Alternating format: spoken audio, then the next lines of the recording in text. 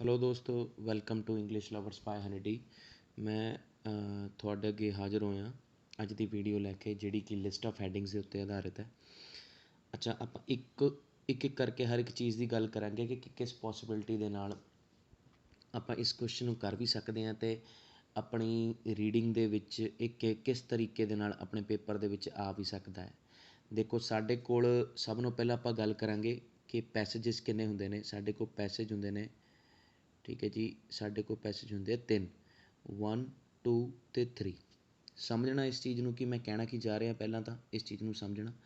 ਦੇਖੋ, ਇਹ ਕਿਸੇ ਵੀ ਕੈਟਾਗਰੀ ਦੇ ਨਾਲ ਜੁੜ ਕੇ ਇਹ ਚੀਜ਼ ਔਖੀ ਜਾਂ ਸੌਖੀ ਹੋ ਸਕਦੀ ਹੈ। ਮੈਂ ਸਮਝਾਊਂਗਾ ਤੁਹਾਨੂੰ ਸਾਰੀ। ਦੇਖੋ, ਜੇ ਪੈਸੇਜ 1 ਦੇ ਵਿੱਚ ਸਾਨੂੰ ਲਿਸਟ ਆਫ ਹੈਡਿੰਗਸ ਆਉਂਦਾ, ਓਬਵੀਅਸਲੀ ਸਾਨੂੰ ਪਤਾ ਹੈ ਈਜ਼ੀ ਟੂ ਕੰਪਲੈਕਸ ਵੱਲ ਨੂੰ ਤੁਰਦਾ ਹੈ। ਮਤਲਬ ਜੇ ਪੈਸੇਜ 1 ਦੇ ਵਿੱਚ ਸਾਨੂੰ ਲਿਸਟ ਆਫ ਹੈਡਿੰਗ ਹੋਏਗਾ, ਉਹ ਸਾਨੂੰ ਈਜ਼ੀਲੀ ਸਾਡੇ ਆਨਸਰ ਸਾਡੇ ਸਾਹਮਣੇ ਪਏ ਹੋਣਗੇ, ਸਾਨੂੰ ਸਮਝ ਆ ਜਾਣਗੇ ਕਿ ਛੇਤੀ ਹੀ ਸਾਨੂੰ ਉਹਨਾਂ ਦੇ ਆਨਸਰ ਲੱਭ ਜਾਣਗੇ। ਜਿਵੇਂ ਜਿਵੇਂ ਆਪਾਂ ਮਤਲਬ ਪੈਸੇਜ ਚੇਂਜ ਹੁੰਦਾ ਜਾਏਗਾ, ਪੈਸੇਜ ਮੰਨ ਲਓ 3rd 'ਤੇ ਆ ਗਏ। ਵੈਸੇ ਤਾਂ ਮੇਰਾ ਮੰਨਣਾ ਜੋ ਇਹ ਕਹਿੰਦਾ ਕਿ ਪੈਸੇਜ ਤਿੰਨੇ ਹੀ ਜਿਹੜੇ ਇੱਕੋ ਹੀ ਤਰ੍ਹਾਂ ਦੇ ਹੁੰਦੇ ਨੇ, ਇਹਨਾਂ 'ਚ ਕੋਈ ਫ਼ਰਕ ਨਹੀਂ ਹੈ। ਸਿਰਫ ਸਾਡੀ ਅੰਡਰਸਟੈਂਡਿੰਗ 'ਤੇ ਹੁੰਦਾ ਹੈ ਕਿ ਸਾਨੂੰ ਅੰਗਰੇਜ਼ੀ ਦੀ ਅੰਡਰਸਟੈਂਡਿੰਗ ਕਿੰਨੀ ਹੈ ਅਤੇ ਆਪਾਂ ਕਿਸ ਹਿਸਾਬ ਦੇ ਨਾਲ ਉਸ ਚੀਜ਼ ਨੂੰ ਸਮਝ ਲੈਂਦੇ ਹਾਂ। ਕੰਪਲੈਕਸਿਟੀ ਲੈਵਲ ਤਾਂ ਓਬਵੀਅਸਲੀ ਈਜ਼ੀ ਟੂ ਕੰਪਲੈਕਸ ਜਾਂਦਾ ਹੀ ਜਾਂਦਾ ਹੈ, ਉਹਦੇ ਵਿੱਚ ਕੋਈ ਦੋ ਰਾਹੇ ਨਹੀਂ ਹੈਗੇ ਜੀ। ਹੁਣ ਗੱਲ ਆਉਂਦੀ ਹੈ ਕਈ ਲੋਕਾਂ ਦੇ ਜਿਹੜੇ ਵਿਮਸ ਨੇ, ਪਹਿਲਾਂ ਮੈਂ ਉਹ ਕਲੀਅਰ ਕਰਨੇ ਚਾਹੁੰਦਾ, ਜਾਂ ਡਾਊਟਸ ਨੇ ਕਿ ਸਟ੍ਰੈਟਜੀਜ਼ ਕਿਆ ਵਰਤੀ ਆਪਾਂ ਲਿਸਟ ਆਫ ਹੈਡਿੰਗਸ ਦੀਆਂ, ਜਾਂ ਕਈ ਲੋਕ ਉੱਠ ਕੇ ਆ ਕੇ ਬੋਲ ਦਿੰਦੇ ਨੇ ਕਿ ਆਹ ਸਟ੍ਰੈਟਜੀ ਗਲਤ ਹੈ ਜਾਂ ਆਹ ਸਟ੍ਰੈਟਜੀ ਸਹੀ ਹੈ। ਦੇਖੋ, ਕੋਈ ਸਟ੍ਰੈਟਜੀ ਗਲਤ ਨਹੀਂ ਹੁੰਦੀ। ਹਰ ਬੰਦੇ ਨੇ ਆਪਣੇ ਤਰੀਕੇ ਨਾਲ ਆਪਣੀ ਤੁੱਕ ਲਗਾ ਕੇ ਉਸ ਚੀਜ਼ ਦਾ ਆਨਸਰ ਲੱਭਣਾ ਹੁੰਦਾ ਜੇ ਆਪਾਂ ਮੈਂ ਆਪਣੇ ਪਰਸਨਲ ਪੁਆਇੰਟ ਆਫ ਵਿਊ ਦੀ ਗੱਲ ਕਰੀਏ ਤਾਂ ਲਿਸਟ ਆਫ ਹੈਡਿੰਗਸ ਨੂੰ ਜਦੋਂ ਆਪਾਂ ਕਰਦੇ ਹਾਂ ਤਾਂ ਮਤਲਬ ਉਹਦਾ ਇੱਕ ਤਰੀਕਾ ਹੁੰਦਾ ਹੈ, ਉਸ ਚੀਜ਼ ਨੂੰ ਹੈਂਡਲ ਕਰਨ ਦਾ ਇੱਕ ਤਰੀਕਾ ਹੁੰਦਾ ਹੈ, ਜਿਹੜੇ ਕਿ ਬਾਕੀ ਵੀਡੀਓਜ਼ ਦੇ ਵਿੱਚ ਆਪਾਂ ਕਿਆ ਦੇਖਦੇ ਹਾਂ ਕਿ ਕੋਈ ਬੰਦਾ ਉੱਠ ਕੇ ਕਿਸੇ ਦੇ ਵਿੱਚ ਨੁਕਸ ਕੱਢਣ ਲੱਗ ਜਾਂਦਾ ਹੈ ਕਿ ਹਾਂ ਕਿ ਭਾਈ ਇਹਨੂੰ ਇਹ ਨਹੀਂ ਪਤਾ ਕਿ ਆਹ ਸਟ੍ਰੈਟਜੀ ਇਹ ਬਿਲਕੁਲ ਗਲਤ ਹੈ। ਉੱਪਰਲਾ ਸੈਂਟੈਂਸ ਨਹੀਂ ਦੇਖੀਦਾ, ਲਾਸਟ ਵਾਲਾ ਸੈਂਟੈਂਸ ਨਹੀਂ ਦੇਖੀਦਾ, ਸਾਰੀ ਚੀਜ਼ ਨੂੰ ਪੜ੍ਹਨਾ ਚਾਹੀਦਾ। ਉੱਥੇ ਜ਼ਿਆਦਾ ਸਮਝਦਾਰੀ ਸਿੱਖਣ ਵਾਲੇ ਦੀ ਹੋਣੀ ਚਾਹੀਦੀ ਹੈ ਕਿ ਮੈਨੂੰ ਕਿਆ ਸੂਟੇਬਲ ਹੈ, ਮੈਨੂੰ ਕਿਸ ਹਿਸਾਬ ਨਾਲ ਮੈਂ ਆਨਸਰ ਛੇਤੀ ਕੱਢ ਸਕਦਾ, ਜਾਂ ਕਿਉਂਕਿ ਉੱਥੇ ਟਾਈਮ ਦੀ ਗੇਮ ਹੈ। ਇਹ ਜਿੰਨੇ ਵੀ ਵੀਡੀਓ ਬਣਾਉਂਦੇ ਨੇ ਇਹ ਬੜੇ ਸਮਝਦਾਰੀ ਦੇ ਨਾਲ ਪਹਿਲਾਂ ਸਾਰੇ ਮਟੀਰੀਅਲ ਨੂੰ ਦੇਖਦੇ ਨੇ, ਸਾਰਾ ਸਮਝਿਆ ਵਾ ਹੁੰਦਾ ਇਹਨਾਂ ਨੇ, ਤਾਂ ਹੀ ਉਹ ਥੋੜ੍ਹੇ ਸਮੇਂ ਦੇ ਵਿੱਚ ਹੀ ਸਾਰੇ ਆਨਸਰ ਤੁਹਾਡੇ ਕੱਢ ਕੇ ਪਾਸੇ ਮਾਰਦੇ ਨੇ, ਠੀਕ ਹੈ ਜੀ। ਅਤੇ ਇੱਕ ਅੰਡਰਸਟੈਂਡਿੰਗ, ਇੱਕ ਸਮਝਾਉਣਾ ਔਰ ਇੱਕ ਕਿਸੇ ਨੂੰ ਗਲਤ ਰਾਹੇ ਪਾਉਣਾ, ਉਹ ਦੋ ਚੀਜ਼ਾਂ ਹੁੰਦੀਆਂ ਨੇ। ਜੇ ਤੁਸੀਂ ਸਮਝਣ ਦੀ ਗੱਲ ਕਰਦੇ ਹੋ ਤਾਂ ਸਟਾਰਟਿੰਗ ਤੋਂ ਹੀ ਜੇ ਮੈਂ ਗੱਲ ਤੁਹਾਨੂੰ ਦੱਸਾਂ ਕਿ ਜੇ ਰੀਡਿੰਗ ਦੇ ਵਿੱਚ ਲਿਸਟ ਆਫ ਹੈਡਿੰਗ ਨੂੰ ਤੁਸੀਂ ਕਰਨਾ ਹੈ, ਸਭ ਨੂੰ ਪਹਿਲਾਂ ਤੁਸੀਂ ਆਨਸਰ ਦੇਖ ਲੈਣੇ ਹੈ। ਜਦੋਂ ਪ੍ਰੈਕਟਿਸ ਸਟਾਰਟ ਕਰਨੀ ਐਜ਼ ਅ ਬਿਗਨਰ, ਤੁਸੀਂ ਆਨਸਰ ਦੇਖ ਲੈਣੇ ਨੇ ਅਤੇ ਉਸ ਤੋਂ ਬਾਅਦ ਤੁਸੀਂ ਉਸ ਚੀਜ਼ ਨੂੰ ਕਰਨ ਦੀ ਕੋਸ਼ਿਸ਼ ਕਰਨੀ। ਉਹਨਾਂ ਦੇ ਆਨਸਰ ਕਿਉਂ ਆਏ ਨੇ, ਉਹ ਫਿਰ ਤੁਸੀਂ ਚੈੱਕ ਕਰੋਗੇ ਕਿ ਉਹਨਾਂ ਦੇ ਆਨਸਰ ਕਿਉਂ ਆਏ ਨੇ। ਪਹਿਲੀਆਂ 2-3 ਰੀਡਿੰਗਸ ਇੱਦਾਂ ਕਰੋ, ਜਿਹੜੇ ਬਿਗਨਰਸ ਨੇ ਪਹਿਲੀਆਂ 2-3 ਰੀਡਿੰਗਸ ਦੇ ਵਿੱਚ ਕਿਆ ਕਰਨ ਕਿ ਆਪਣੇ ਆਨਸਰ ਦੇਖਣ ਲਿਸਟ ਆਫ ਹੈਡਿੰਗ ਦੇ। ਉਹ ਲਿਸਟ ਆਫ ਹੈਡਿੰਗ ਦੇ ਆਨਸਰ ਸਾਨੂੰ ਕਿੱਥੇ ਮਿਲ ਰਹੇ ਨੇ ਅਤੇ ਕਿਵੇਂ ਮਿਲ ਰਹੇ ਨੇ ਅਤੇ ਕਿਆ ਸਟ੍ਰੈਟਜੀ ਹੈ। ਚਲੋ, ਸਟ੍ਰੈਟਜੀ ਤਾਂ ਮੈਂ ਤੁਹਾਨੂੰ ਹੁਣੇ ਕਲੀਅਰ ਕਰ ਦੇਣੀ ਹੈ, ਵੈਸੇ ਸਿੰਪਲ ਹੈ। ਆਈ keep it very simple thing, ਠੀਕ ਹੈ ਨਾ। ਦੋ ਹੀ ਚੀਜ਼ਾਂ ਨੂੰ ਮੈਂ ਦਿਮਾਗ 'ਚ ਲੈ ਕੇ ਚੱਲੂੰਗਾ, ਜਿਹੜੇ ਇਹ ਲੈ ਕੇ ਚੱਲਦੇ ਨੇ ਕਿ ਭਾਈ ਫਸਟ 2 ਸੈਂਟੈਂਸਿਸ ਅਤੇ ਲਾਸਟ 2 ਸੈਂਟੈਂਸਿਸ ਨੂੰ ਦੇਖ ਕੇ ਵੀ ਆਨਸਰ ਆਪਾਂ ਲੱਭਦੇ ਹਾਂ, ਉਹ ਵੀ ਸਹੀ ਹੈ ਕਿਸੇ ਹੱਦ ਤੱਕ। ਕਿਉਂਕਿ IDP ਦੀ ਤੁਸੀਂ ਵੈਬਸਾਈਟ ਦੇ ਉੱਤੇ ਜਦੋਂ ਤੁਸੀਂ ਚੈੱਕ ਵੀ ਕਰਦੇ ਹੋ ਕਿ like if you want to search out this information ਕਿ ਲਿਸਟ ਆਫ ਹੈਡਿੰਗ ਨੂੰ ਕਿਵੇਂ ਕਰੀਏ, ਤਾਂ IDP ਵਾਲੇ ਵੀ ਖੁਦ ਇਹ ਕਹਿੰਦੇ ਨੇ ਕਿ ਭਾਈ first and the last portion, ਉਹਨਾਂ ਦੋਨਾਂ ਨੂੰ ਚੈੱਕ ਕਰਕੇ ਤੁਸੀਂ ਆਨਸਰ ਨੂੰ ਛੇਤੀ ਗ੍ਰੈਸਪ ਕਰ ਸਕਦੇ। ਪਰ ਇਹ ਕੈਟੇਗਰੀ 'ਤੇ ਡਿਪੈਂਡ ਕਰਦਾ ਕਿ ਲਿਸਟ ਆਫ ਹੈਡਿੰਗ ਕਿਵੇਂ ਦੇ ਹੈ। ਜੇ ਬੜੇ ਬੜੇ ਆ ਗਏ ਸਾਡੇ ਕੋਲ ਤਾਂ ਓਬਵੀਅਸਲੀ ਉਹ ਸਾਰੇ ਪੜ੍ਹਨ ਨੂੰ ਸਾਡੇ ਕੋਲ ਸਮਾਂ ਨਹੀਂ ਹੋਏਗਾ। ਆਪਾਂ ਕੁਛ ਕੁ ਇਨਫੋਰਮੇਸ਼ਨ ਨੂੰ ਪੜ੍ਹਾਂਗੇ ਤਾਂ ਆਨਸਰ ਨੂੰ ਗ੍ਰੈਸਪ ਕਰਨ ਦੀ ਕੋਸ਼ਿਸ਼ ਕਰਾਂਗੇ। ਸੈਂਟੈਂਸ 2 ਜਾਂ ਉੱਪਰਲੇ ਜਾਂ ਥੱਲੇ ਪੜ੍ਹਨ ਦੀ ਗੱਲ ਨਹੀਂ ਹੁੰਦੀ। ਉਸ ਪੂਰੇ ਪੈਰਾਗ੍ਰਾਫ ਦੇ ਵਿੱਚ, ਉਸ ਪੂਰੇ ਪੈਰਾਗ੍ਰਾਫ 'ਚ ਸਾਨੂੰ ਮਿਲਿਆ ਕਿਆ ਹੈ, what is the gist of that, what is the substance of that whole paragraph is. ਜੇ ਸਾਨੂੰ ਪੂਰੇ ਪੈਰਾਗ੍ਰਾਫ ਦਾ ਮੀਨਿੰਗ ਕਲੀਅਰ ਹੋ ਜਾਵੇ ਉਹਦੇ ਨਾਲ ਕਿ ਇਹਦੇ ਵਿੱਚ ਦਿੱਤਾ ਕਿਆ ਹੈ, ਤਾਂ ਉਤੋਂ ਸਾਨੂੰ ਆਨਸਰ ਸਮਝ ਆ ਜਾਂਦਾ ਹੈ, ਠੀਕ ਹੈ ਜੀ। ਅਤੇ ਮੈਂ ਤੁਹਾਡੇ ਅੱਗੇ ਇੱਕ ਲਾਈਕ ਲਿਸਟ ਆਫ ਹੈਡਿੰਗ ਲੈ ਕੇ ਆਇਆ, ਠੀਕ ਹੈ। ਆਪਾਂ ਦੇਖਦੇ ਹਾਂ ਇਹਨੂੰ ਸੋਲਵ ਕਰਕੇ, ਪਰ ਨਾਲ ਦੀ ਨਾਲ ਮੈਂ ਤੁਹਾਨੂੰ ਦੱਸੂੰਗਾ ਕਿ ਮਤਲਬ ਜੋ ਮੈਨੂੰ ਅਸਲ ਦੇ ਵਿੱਚ ਪਤਾ ਹੈ ਇਸ ਚੀਜ਼ ਬਾਰੇ, ਮੈਂ ਉਹੀ ਚੀਜ਼ ਤੁਹਾਨੂੰ ਦੱਸੂੰਗਾ। ਕੋਈ ਐ ਨਹੀਂ ਹੈ ਕਿ ਸਿਰਫ ਆਪਣੇ ਵੀਡੀਓਜ਼ ਦੇ ਉੱਤੇ ਲਾਈਕਸ ਔਰ ਕਮੈਂਟਸ ਲਈ ਮੈਂ ਇਹ ਚੀਜ਼ ਕਰੂੰਗਾ। ਮੈਂ ਤੁਹਾਨੂੰ ਸਮਝਾਊਂਗਾ ਬੇਸਿਕਲੀ, ਜਿੱਦਾਂ ਮਤਲਬ ਜੇ ਮੇਰੇ ਮਨ ਦੇ ਵਿੱਚ ਕਿਸੇ ਲਈ ਰਿਸਪੈਕਟ ਹੈ ਜਾਂ ਸਿੱਖਣ ਵਾਲੇ ਲਈ ਰਿਸਪੈਕਟ ਹੈ, ਤਾਂ ਮੈਂ ਉਸ ਹਿਸਾਬ ਨਾਲ ਸਿਖਾਉਂਦਾ ਹਾਂ।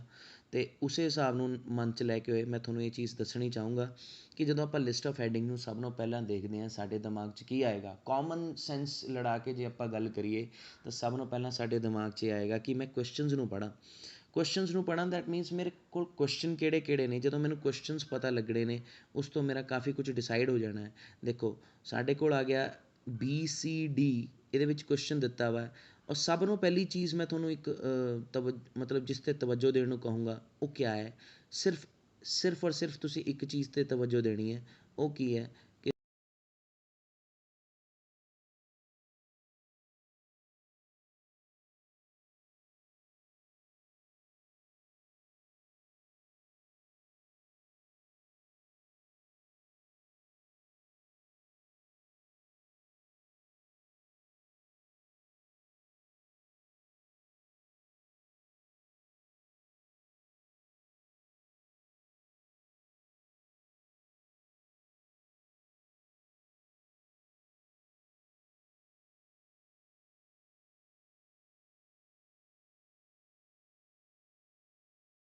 ਦੇਖੋ, ਇਹਨਾਂ ਨੇ ਸਿੱਧਾ ਹੀ ਸਾਨੂੰ ਦੱਸ ਦਿੱਤਾ ਇੱਥੇ ਕਿ B to G ਹੈ, ਦੈਟ ਮੀਨਸ ਇਹ 'ਚ ਇਨਕਲੂਡਡ ਨਹੀਂ ਹੈਗਾ। ਠੀਕ ਹੈ, ਇਹ ਤੋਂ ਸਟਾਰਟ ਹੋਏਗਾ, ਦੈਟ ਮੀਨਸ A ਦੇ ਵਿੱਚ ਸਾਡੇ ਆਨਸਰ ਨਹੀਂ। ਆਪਾਂ ਉਹਨੂੰ ਪਹਿਲਾਂ ਹੀ ਕ੍ਰੋਸ ਕਰ ਲੈਣਾ ਸਾਈਡ 'ਤੇ। ਗੱਬੇ ਕ੍ਰੋਸ ਨਾ ਮਾਰਿਓ, ਕਿਉਂਕਿ ਹੋ ਸਕਦਾ ਕਿ ਹੋਰ ਕਿਸੇ ਕੈਟਾਗਰੀ ਦਾ ਕੁਐਸਚਨ ਉਸ ਪਰਟੀਕੂਲਰ ਪੈਰਾਗ੍ਰਾਫ ਦੇ ਵਿੱਚ ਪੁੱਛਿਆ ਹੋ ਸਕਦਾ, ਤਾਂ ਹੀ ਉਹਨੂੰ ਬਲੈਂਕ ਛਡਾਇਆ ਗਿਆ, ਕਿਉਂਕਿ ਅਦਰਵਾਈਜ਼ ਉਹ ਰੀਡਿੰਗ 'ਚ ਐਗਜ਼ਿਸਟ ਨਹੀਂ ਕਰਨਾ ਸੀ। ਜੇ ਉਹ ਰੀਡਿੰਗ ਦੇ ਵਿੱਚ ਤੁਹਾਨੂੰ ਦਿੱਤਾ ਹੋਇਆ ਤਾਂ ਉਹਦੇ ਵਿੱਚ ਕੋਈ ਨਾ ਕੋਈ ਹੋਰ ਕੈਟਾਗਰੀ ਦਾ ਕੁਐਸਚਨ ਜ਼ਰੂਰ ਪੁੱਛਿਆ ਜਾਏਗਾ, ਇਸ ਕਰਕੇ ਉਹਨੂੰ ਸਾਈਡ 'ਤੇ ਕ੍ਰੋਸ ਮਾਰ ਲੈਣਾ। ਅਤੇ ਦੋਨੋਂ ਸਾਈਡਾਂ 'ਤੇ ਕ੍ਰੋਸ ਮਾਰਨਾ, ਅੱਗੇ ਆਲਾ ਦੁਆਲਾ ਜਿੱਥੇ ਮਰਜ਼ੀ ਕ੍ਰੋਸ ਮਾਰ ਲਓ। ਇਹ ਤੁਹਾਡੇ 'ਤੇ ਡਿਪੈਂਡ ਕਰਦਾ ਕਿ ਤੁਸੀਂ ਕਿਸ ਹਿਸਾਬ ਨਾਲ ਉਹਨੂੰ ਇਗਨੋਰ ਕਰਨਾ, ਕਿਉਂਕਿ ਇਗਨੋਰ ਕਰਨਾ ਬਹੁਤ ਜ਼ਰੂਰੀ ਬਣਦਾ। ਲਿਸਟ ਆਫ ਹੈਡਿੰਗ ਦੇ ਵਿੱਚ ਬਾਰ-ਬਾਰ ਇਨਫੋਰਮੇਸ਼ਨ ਨੂੰ ਪੜ੍ਹਾਂਗੇ ਤਾਂ ਆਪਾਂ ਕਨਫਿਊਜ਼ ਹੋਵਾਂਗੇ। ਉਸ ਤੋਂ ਬਾਅਦ ਗੱਲ ਆ ਗਈ ਰਾਈਟ ਐਪਰੋਪਰੀਏਟ ਨੰਬਰਸ 1 to 10। ਹੁਣ ਮੋਸਟ ਆਫ ਦਾ ਕੇਸਿਸ ਦੇ ਵਿੱਚ ਆਨਸਰ ਆਪਾਂ ਗਲਤ ਕਿਵੇਂ ਲਿਖ ਜਾਂਦੇ ਹਾਂ, ਜਦੋਂ ਸਾਨੂੰ ਬੋਲਿਆ ਜਾਂਦਾ ਕਿ ਕੈਪੀਟਲ ਲੈਟਰਸ 'ਚ ਆਨਸਰ ਲਿਖਣੇ ਹੈ, ਤਾਂ ਆਪਾਂ ਕਿਆ ਕਰਦੇ ਹਾਂ, ਆਪਾਂ ਇਸ ਚੀਜ਼ ਨੂੰ ਵੀ ਕੈਪੀਟਲ ਕਰ ਦਿੰਦੇ ਹਾਂ, ਇੱਦਾਂ ਲਿਖ ਦਿੰਦੇ ਹਾਂ, ਜਿਹੜਾ ਕਿ ਗਲਤ ਹੈ। ਆਪਾਂ ਸਾਨੂੰ ਜਿੱਦਾਂ ਇੰਸਟਰਕਸ਼ਨ ਦਿੱਤੀ ਆ, ਆਪਾਂ ਉਸੇ ਹਿਸਾਬ ਨਾਲ ਲਿਖ ਸਕਦੇ ਹਾਂ, ਹੋਰ ਹਿਸਾਬ ਨਾਲ ਕੋਈ ਨਹੀਂ ਲਿਖ ਸਕਦੇ। ਠੀਕ ਹੈ, ਜਿਸ ਹਿਸਾਬ ਨਾਲ ਸਾਨੂੰ ਦਿੱਤਾ ਵਾ ਆਪਾਂ ਉਸੇ ਹਿਸਾਬ ਨਾਲ ਲਿਖਾਂਗੇ। ਅਤੇ 1 to 10 ਦੇ ਵਿੱਚੋਂ ਆਪਾਂ ਐਪਰੋਪਰੀਏਟ ਜਿਹੜਾ ਨੰਬਰ ਹੈ ਉਹ ਲਾਉਣਾ ਹੈ। ਇਹ ਰੋਮਨ 'ਚ ਦਿੱਤੇ ਹੋਏ ਤਾਂ ਰੋਮਨ ਦੇ ਵਿੱਚ ਹੀ ਰਹਿਣ ਦਿਓ, ਪਰ ਜਿਸ ਫਾਰਮ 'ਚ ਦਿੱਤੇ ਹੋਏ ਉਸੇ ਫਾਰਮ 'ਚ ਲਿਖੋ। ਜਿਵੇਂ ਆਹ ਦਿੱਤਾ ਵਾ ਹੈ, ਜਿਵੇਂ 1 to ਸਾਡੇ ਕੋਲ 10 ਦਿੱਤੇ ਹੋਏ ਹੀ ਹੈਗੇ ਆ, ਇਹਨਾਂ ਨੂੰ ਜਿਸ ਫਾਰਮ 'ਚ ਦਿੱਤਾ ਉਹਨਾਂ ਨੂੰ ਉਸ ਹਿਸਾਬ ਨਾਲ ਲਾਉਣਾ ਹੈ। ਠੀਕ ਹੈ, ਇਹ ਹੋ ਗਈ ਪਹਿਲੀ ਗੱਲ, ਮਤਲਬ ਇਹਨੂੰ ਸਮਝਣਾ। Right appropriate numbers in boxes 1 to 6, ਕਿਉਂਕਿ ਪਹਿਲੇ 6 ਕੁਐਸਚਨ ਨੇ ਤਾਂ ਓਬਵੀਅਸਲੀ ਬਹੁਤੇ ਜ਼ਿਆਦਾ ਡਿਫੀਕਲਟ ਨਹੀਂ ਹੋਣਗੇ, ਥੋੜ੍ਹੇ ਸੌਖੇ ਹੋਣਗੇ ਅੰਡਰਸਟੈਂਡ ਕਰਨ ਲਈ ਵੀ। ਠੀਕ ਹੈ, NB like there are more headings than, ਮਤਲਬ ਜਿਹੜੀ ਮੇਨ ਚੀਜ਼ ਨੋਟ ਕਰਨ ਵਾਲੀ ਹੈ ਤੁਹਾਡੀ ਉਹ ਕਿਆ ਹੈ, there are more headings than paragraphs. Headings ਜਿਹੜੀਆਂ ਜ਼ਿਆਦਾ ਨੇ ਅਤੇ ਪੈਰਾਗ੍ਰਾਫ ਜਿਹੜੇ ਕੁਐਸਚਨਸ ਆ ਜਿਹੜੇ ਉਹ ਸਾਡੇ ਘੱਟ ਨੇ। So you will not use them all, ਉਹ ਸਾਰਿਆਂ ਨੂੰ ਯੂਜ਼ ਨਹੀਂ ਕਰਨਾ। ਇਹੀ ਤਾਂ ਕੰਪਲੈਕਸਿਟੀ ਹੈ, ਇਹੀ ਤਾਂ ਉਹਨਾਂ ਨੇ ਦੇਖਣਾ ਕਿ ਤੁਸੀਂ ਕਿਸ ਹਿਸਾਬ ਨਾਲ ਬਾਕੀ ਆਨਸਰਸ ਨੂੰ ਰੋਂਗ ਸਿੱਧ ਕਰਦੇ ਹੋ ਅਤੇ ਬਾਕੀ ਆਨਸਰਸ ਨੂੰ ਕਿਵੇਂ ਤੁਸੀਂ ਹੈਂਡਲ ਕਰਦੇ ਹੋ। ਹੁਣ ਚਲੋ, ਸਭ ਨੂੰ ਪਹਿਲੀ ਗੱਲ ਆਉਂਦੀ ਹੈ, ਜੋ ਮੈਂ ਕਹਿੰਦਾ, ਜਦੋਂ ਮੈਂ ਕਰਿਆ ਵੀ ਸੀ ਆਪਣੇ ਪੇਪਰ ਦੇ ਵਿੱਚ, ਤਾਂ ਮੈਂ ਕਿਆ ਕਰਿਆ ਸੀ, ਅਤੇ ਉਹਦੇ ਵਿੱਚ ਮੇਰਾ ਸੀਗਾ ਜਿੱਦਾਂ ਕਿ ਮੇਰੇ ਕੋਲ ਆਹ ਸਾਰੀ ਲਿਸਟ ਆਫ ਹੈਡਿੰਗਸ ਦਿੱਤੇ ਸੀ, ਜੋ ਮੈਂ ਸਮਝ ਆਪਣੀ ਦਿਖਾਈ ਸੀ ਕਿ ਮੈਂ ਆਪਣੀ ਮਦਰ ਟੰਗ ਦੇ ਵਿੱਚ ਉਹਨਾਂ ਲਿਸਟ ਆਫ ਹੈਡਿੰਗਸ ਨੂੰ ਸਮਝਣ ਦੀ ਕੋਸ਼ਿਸ਼ ਕੀਤੀ ਸੀ। ਬਾਕੀ ਇਹਦੇ ਵਿੱਚ ਇੱਕ ਸਿੰਪਲ ਫੰਡਾਮੈਂਟਲ ਹੈ, ਇੱਕ ਕੀਵਰਡ ਜ਼ਰੂਰ ਦਿੱਤਾ ਹੋਏਗਾ। ਜਿਹੜੀ ਲਿਸਟ ਆਫ ਹੈਡਿੰਗਸ ਹੋਏਗੀ ਉਹਨਾਂ 'ਚ ਇੱਕ ਕੀਵਰਡ ਜ਼ਰੂਰ ਦਿੱਤਾ ਹੋਏਗਾ। ਹਰ ਇੱਕ ਹੈਡਿੰਗ ਦੇ ਵਿੱਚ ਇੱਦਾਂ ਹੀ ਹੋਏਗਾ ਕਿ ਮਤਲਬ ਉਹਦੇ ਵਿੱਚ ਜੋ ਮੇਨ ਚੀਜ਼ ਪੁੱਛੀ ਆ ਆਪਾਂ ਉਹੀ ਲੱਭਣ ਦੀ ਕੋਸ਼ਿਸ਼ ਕਰਨੀ ਹੈ। ਜਦੋਂ ਸਾਨੂੰ ਉਹ ਲੱਭ ਗਈ, ਫਿਰ ਆਪਾਂ ਉਹਦੇ ਬਾਰੇ ਗਾਹਾਂ ਪੜ੍ਹ ਕੇ ਉਹਦਾ ਆਨਸਰ ਨੂੰ ਟਿਕ ਕਰਨਾ ਹੈ। ਠੀਕ ਹੈ ਜੀ, ਜ਼ਿਆਦਾ ਕੁਛ ਉਹਦੇ ਵਿੱਚ ਔਖਾ ਨਹੀਂ ਹੈਗਾ। ਹੁਣ ਸਭ ਨਾਲੋਂ ਪਹਿਲਾਂ ਤਾਂ ਸਾਨੂੰ ਇਹ ਪਤਾ ਲੱਗ ਗਿਆ ਕਿ ਸਾਡੇ ਕੋਲ BCD ਅਤੇ ਪੈਰਾਗ੍ਰਾਫ EFG, ਇਹਨਾਂ ਜਿਹੜੇ ਪੈਰਾਗ੍ਰਾਫ ਦੇ ਵਿੱਚ ਸਾਡੇ ਕੋਲ ਆਪਾਂ ਆਨਸਰ ਲੱਭਣੇ ਹੈ, ਇਹਨਾਂ ਪੈਰਾਗ੍ਰਾਫ ਦੇ ਵਿੱਚ ਹੀ ਆਨਸਰ ਲੱਭਣਾ ਹੈ। ਅਤੇ ਸਭ ਨੂੰ ਪਹਿਲੀ ਚੀਜ਼ ਡਿਸਾਈਡ ਕਰਨੀ ਹੁੰਦੀ ਹੈ। ਦੇਖੋ, ਇਹ ਚੀਜ਼ ਕਿਸੇ ਨੇ ਨਹੀਂ ਤੁਹਾਨੂੰ ਦੱਸਣੀ, ਨਾ ਕਲੀਅਰ ਕੱਟ ਤੁਹਾਨੂੰ ਇਹ ਚੀਜ਼ ਸਮਝਾਉਣੀ ਹੈ ਕਿ ਜਦੋਂ ਵੀ ਆਪਾਂ ਆਨਸਰ ਲੱਭਣ ਲੱਗੇ ਹਾਂ, ਸਭ ਨੂੰ ਪਹਿਲਾਂ ਇਹ ਦੇਖਣਾ ਕਿ ਸਭ ਨੂੰ ਛੋਟਾ ਪੈਰਾਗ੍ਰਾਫ ਕਿਹੜਾ ਹੈ। ਜਿਹੜਾ ਸਭ ਨੂੰ ਛੋਟਾ ਹੈ, ਪਹਿਲਾਂ ਉਹਨੂੰ ਪੜ੍ਹ ਕੇ ਉਹਦਾ ਆਨਸਰ ਲੱਭਣ ਦੀ ਕੋਸ਼ਿਸ਼ ਕਰੋ, ਤਾਂ ਕਿ ਤੁਹਾਡਾ ਸਮਾਂ ਬਚੇ। ਕਿਉਂਕਿ ਜ਼ਿਆਦਾ ਵੱਡੇ, ਜੇ ਮੰਨ ਲਓ ਤੁਸੀਂ ਜ਼ਿਆਦਾ ਵੱਡੇ ਨੂੰ ਪਹਿਲਾਂ ਪੈ ਗਏ, ਤਾਂ ਫਿਰ ਉਹਦੇ ਵਿੱਚ ਸਮਾਂ ਤੁਹਾਡਾ ਜ਼ਾਇਆ ਜਾਏਗਾ। ਹੁਣ ਸਭ ਨੂੰ ਪਹਿਲਾਂ ਮੈਂ ਡਿਸਾਈਡ ਕਿਆ ਕਰੂੰਗਾ, ਜਦੋਂ ਵੀ ਮੈਂ ਆਪਣੀ ਰੀਡਿੰਗ ਦੇ ਵਿੱਚ ਚੈੱਕ ਕਰੂੰਗਾ ਤਾਂ ਸਭ ਨੂੰ ਪਹਿਲਾਂ ਮੈਂ ਸਭ ਨੂੰ ਛੋਟੇ ਨੂੰ ਪਾਊਂਗਾ। ਸਭ ਨੂੰ ਛੋਟੇ ਵਾਲੇ ਜਿਹੜੇ ਮਤਲਬ ਪੈਰਾਗ੍ਰਾਫ ਹੈ ਉਹਦੇ ਵਿੱਚੋਂ ਆਨਸਰ ਲੱਭਣ ਦੀ ਕੋਸ਼ਿਸ਼ ਕਰੂੰਗਾ। ਮੰਨ ਲਓ ਮੇਰੇ ਕੋਲ A B C ਇੱਕ ਛੋਟਾ ਪੈਰਾਗ੍ਰਾਫ ਆ ਗਿਆ, D ਵੀ ਵੱਡਾ ਹੈ, E ਵੀ ਛੋਟਾ ਹੈ। ਦੇਖੋ F ਵੀ ਕਿਸੇ ਹੱਦ ਤੱਕ ਛੋਟਾ ਹੈ, ਬਹੁਤਾ ਬੜਾ ਨਹੀਂ ਹੈ, ਪਰ ਹੈ ਬੜਾ ਉਹਦੇ ਨਾਲੋਂ। G ਉਸ ਤੋਂ ਬੜਾ ਹੈ, ਠੀਕ ਹੈ। ਹੁਣ ਸਾਡੇ ਕੋਲ ਇਹ ਪੈਰਾਗ੍ਰਾਫ ਆ ਗਏ, ਸਾਨੂੰ ਪਤਾ ਲੱਗ ਗਿਆ ਕਿ ਸਾਡੇ ਕੋਲ ਇਹ ਪੈਰਾਗ੍ਰਾਫ ਹੈ, ਆਪਾਂ ਇਹਨਾਂ 'ਚ ਆਨਸਰ ਲੱਭਣੇ ਹੈ। ਹੁਣ ਆਪਾਂ ਕਰਦੇ ਹਾਂ ਲਿਸਟ ਆਫ ਹੈਡਿੰਗਸ ਦੀ ਪੈਰਾਫਰੇਜ਼ਿੰਗ। ਦੇਖੋ ਸੀ ਟਰਟਲਸ ਆਰ ਫਾਊਂਡ ਇਨ ਅਨਯੂਜ਼ੁਅਲ ਲੋਕੇਸ਼ਨਸ। ਹੁਣ ਸਾਨੂੰ ਅਨਯੂਜ਼ੁਅਲ ਦਾ ਮਤਲਬ ਪਤਾ ਹੋਣਾ ਚਾਹੀਦਾ। ਅਨਯੂਜ਼ੁਅਲ ਕਿਆ ਹੁੰਦਾ ਹੈ, ਜਿਹੜਾ ਕਿ ਮਤਲਬ ਯੂਜ਼ੁਅਲ ਤੋਂ ਹਟ ਕੇ ਹੁੰਦਾ ਹੈ। ਮਤਲਬ ਸੀ ਟਰਟਲਸ ਜਿੱਥੇ ਆਮ ਤੌਰ 'ਤੇ ਪਾਏ ਜਾਂਦੇ ਉੱਥੇ ਨਹੀਂ ਪਾਏ ਜਾਂਦੇ। ਮਤਲਬ ਇਸ ਕੇਸ ਦੇ ਵਿੱਚ, ਇਸ ਸਟੇਟਮੈਂਟ ਦੇ ਵਿੱਚ ਇਹ ਦੱਸਿਆ ਗਿਆ ਸੀ ਟਰਟਲਸ ਆਰ ਫਾਊਂਡ ਇਨ ਅਨਯੂਜ਼ੁਅਲ ਲੋਕੇਸ਼ਨਸ। ਮਤਲਬ ਸੀ ਟਰਟਲਸ ਹੈ ਜਿਹੜੇ ਕਿੱਥੇ ਪਾਏ ਗਏ, ਅਨਯੂਜ਼ੁਅਲ ਲੋਕੇਸ਼ਨਸ ਦੇ ਉੱਤੇ ਪਾਏ ਗਏ, ਠੀਕ ਹੈ ਜੀ। ਫਿਰ ਉਸ ਤੋਂ ਬਾਅਦ ਆ ਗਿਆ unique features of the leather bags, ਠੀਕ ਹੈ। Unique features of the leather bags. Unique feature ਕਿਆ ਹੁੰਦੇ, ਇਹਦੇ ਵਿੱਚ ਮੇਨ ਟੈਗ ਵਰਡ ਸਾਡੇ ਕੋਲ ਆ ਗਿਆ ਫੀਚਰ, ਕਿਸੇ ਚੀਜ਼ ਦਾ। ਕਿਸ ਚੀਜ਼ ਦਾ ਫੀਚਰ, ਉਹ ਵੀ ਯੂਨੀਕ ਫੀਚਰ ਦੀ ਗੱਲ। ਯੂਨੀਕ ਦਾ ਮਤਲਬ ਸਪੈਸ਼ਲ ਫੀਚਰ, ਜਿਹੜਾ ਬਾਕੀਆਂ ਨਾਲੋਂ ਵੱਖਰਾ ਹੋਵੇ। Unique feature of the leather bags, ਸਾਨੂੰ ਇਹ ਪਤਾ ਲੱਗ ਗਿਆ ਕਿ ਇੱਥੇ ਯੂਨੀਕ ਫੀਚਰ ਦੀ ਗੱਲ ਕੀਤੀ ਹੈ। ਫਿਰ ਤੀਸਰੇ ਦੇ ਵਿੱਚ ਸਾਨੂੰ ਪਤਾ ਲੱਗ ਗਿਆ leather bags contribution. Leather bags ਦਾ ਜਿਹੜਾ ਕੰਟਰੀਬਿਊਸ਼ਨ ਹੈ ਉਹਦੀ ਗੱਲ ਕੀਤੀ ਹੈ, ਠੀਕ ਹੈ। ਕਿਆ ਉਹਦਾ ਸਹਿਯੋਗ ਹੈ ਜਾਂ ਕਿਆ ਉਹਦਾ ਮਤਲਬ ਕੰਟਰੀਬਿਊਸ਼ਨ ਦਾ ਮਤਲਬ ਇੱਕ ਤਰ੍ਹਾਂ ਦਾ ਉਹ ਹੋ ਜਾਂਦਾ ਕਿ ਉਹਦਾ ਜਿੰਨਾ ਵੀ ਉਹਨੇ ਆਪਣੇ ਵੱਲੋਂ ਪੂਰਾ ਸਹਿਯੋਗ ਦਿੱਤਾ, ਉਹਨੂੰ ਕਹਿ ਦਿੰਦੇ ਆਪਾਂ ਉਹਨੇ ਕਿੰਨੀ ਕੰਟਰੀਬਿਊਸ਼ਨ ਦਿੱਤੀ, ਠੀਕ ਹੈ। Method used for route tracking. Methods ਮਤਲਬ ਤਰੀਕੇ, ਰਾਊਟਿੰਗ ਦੇ, ਰਾਊਟ ਮਤਲਬ ਰਸਤੇ ਟਰੈਕ ਕਰਨ ਦੇ, ਰਸਤੇ ਲੱਭਣ ਦੇ ਤਰੀਕੇ। ਉਹਦੇ ਇੱਕ ਮਤਲਬ ਜੇ ਆਨਸਰ ਹੋਊਗਾ ਤਾਂ ਉਹਦੇ ਵਿੱਚ ਇਹ ਸਾਨੂੰ ਦਿੱਤਾ ਹੋਏਗਾ ਕਿ ਟਰੈਕਿੰਗ ਕਿਵੇਂ ਕਰਦੇ ਨੇ, ਠੀਕ ਹੈ। ਪ੍ਰੈਡਿਕਟ ਦਾ ਮਾਈਗ੍ਰੇਸ਼ਨ ਰਾਊਟਿੰਗ। ਪ੍ਰੈਡਿਕਟ ਦਾ ਮਾਈਗ੍ਰੇਸ਼ਨ ਰਾਊਟਿੰਗ ਦੇ ਵਿੱਚ ਮਤਲਬ ਕਿਆ ਆ ਗਿਆ ਸਾਡਾ, ਲਾਈਕ ਪ੍ਰੈਡਿਕਟ ਦਾ ਮਾਈਗ੍ਰੇਸ਼ਨ ਰਾਊਟਿੰਗ ਦੇ, ਮਾਈਗ੍ਰੇਸ਼ਨ ਦਾ ਮਤਲਬ ਇੱਕ ਥਾਂ ਤੋਂ ਦੂਸਰੀ ਥਾਂ 'ਤੇ ਰਾਊਟਸ ਜਿਹੜੇ ਹੈਗੇ ਆ ਜਾਂ ਰਸਤੇ ਹੈਗੇ ਆ ਜਿਹੜੇ, ਉਹਨਾਂ ਦੀ ਪ੍ਰਿਡਿਕਸ਼ਨ ਕਰਨਾ, ਮਤਲਬ ਉਹਨਾਂ 'ਤੇ ਅਨੁਮਾਨ ਲਾਉਣਾ, ਠੀਕ ਹੈ। ਰਿਮੇਨਸ ਮਲਟੀਪਲਿਸਿਟੀ ਵਿਦਇਨ ਦਾ ਸਪੀਸ਼ੀਜ਼। ਮਤਲਬ ਮਲਟੀਪਲਿਸਿਟੀ ਵਿਦਇਨ ਦਾ ਸਪੀਸ਼ੀਜ਼, ਮਤਲਬ ਮਲਟੀਪਲਿਸਿਟੀ ਸਾਡਾ ਇਹਦੇ ਵਿੱਚ ਹੋ ਗਿਆ ਕਿ ਡਬਲ ਹੋਣਾ ਕਿਸੇ ਚੀਜ਼ ਦਾ ਵਿਦਇਨ ਦਾ ਸਪੀਸ਼ੀਜ਼। ਉਹ ਜਿਹੜੀ ਮਲਟੀਪਲਿਸਿਟੀ ਆ ਵਿਦਇਨ ਦਾ ਸਪੀਸ਼ੀਜ਼ ਰਹਿੰਦੀ ਹੈ ਅਤੇ ਬਾਹਰਲੇ ਸਪੀਸ਼ੀਜ਼ ਲਈ ਨਹੀਂ ਹੁੰਦੀ ਹੈ। ਵਿਦਇਨ ਦਾ ਸਪੀਸ਼ੀਜ਼ ਜਿਹੜੀਆਂ ਕਿਸਮਾਂ ਉਹਨਾਂ ਦੇ ਵਿੱਚ ਰਹਿੰਦੀ ਹੈ। ਪ੍ਰੋਗਰੈਸ ਆਫ ਹੈਚਿੰਗ, ਮਤਲਬ ਇਹਦੇ ਵਿੱਚ ਆਪਾਂ ਸਾਡੇ ਕੋਲ ਪ੍ਰੋਗਰੈਸ ਕਿਸੇ ਚੀਜ਼ ਦੀ ਦਿੱਤੀ ਵੀ ਹੈ, ਹੈਚਿੰਗ ਦੀ ਪ੍ਰੋਗਰੈਸ ਦਿੱਤੀ ਵੀ ਹੈ। ਜਿਹੜੇ ਅੰਡੇ ਸੇਕਣਾ ਉਹਨੂੰ ਉਸ ਚੀਜ਼ ਨੂੰ ਹੈਚਿੰਗ ਕਹਿੰਦੇ ਆ, ਠੀਕ ਹੈ। ਐਗ ਹੈਚਿੰਗ ਜੋ ਵਗੈਰਾ ਜੋ ਵੀ ਬੋਲਦੇ ਆ। Fate of the lost turtles. Main paragraph ਜਿਹੜੇ ਸਾਡੇ ਸਾਰੇ ਇਹ ਮਤਲਬ ਇਹ ਪੂਰਾ ਪੈਸੇਜ ਜਿਹੜਾ ਸਾਡਾ ਟਰਟਲਸ ਬਾਰੇ ਹੈ, ਤਾਂ ਇਹਦੇ ਵਿੱਚ ਸਾਡੇ ਕੋਲ ਕਿਆ ਦਿੱਤਾ ਦਾ ਫੇਟ ਆਫ ਦਾ ਲੋਸਟ ਟਰਟਲਸ, ਠੀਕ ਹੈ। ਤਾਂ ਫੇਟ ਆਫ ਦਾ ਲੋਸਟ ਟਰਟਲਸ ਦੇ ਵਿੱਚ ਕਿਆ ਹੋ ਗਿਆ, ਕਿਸਮਤ।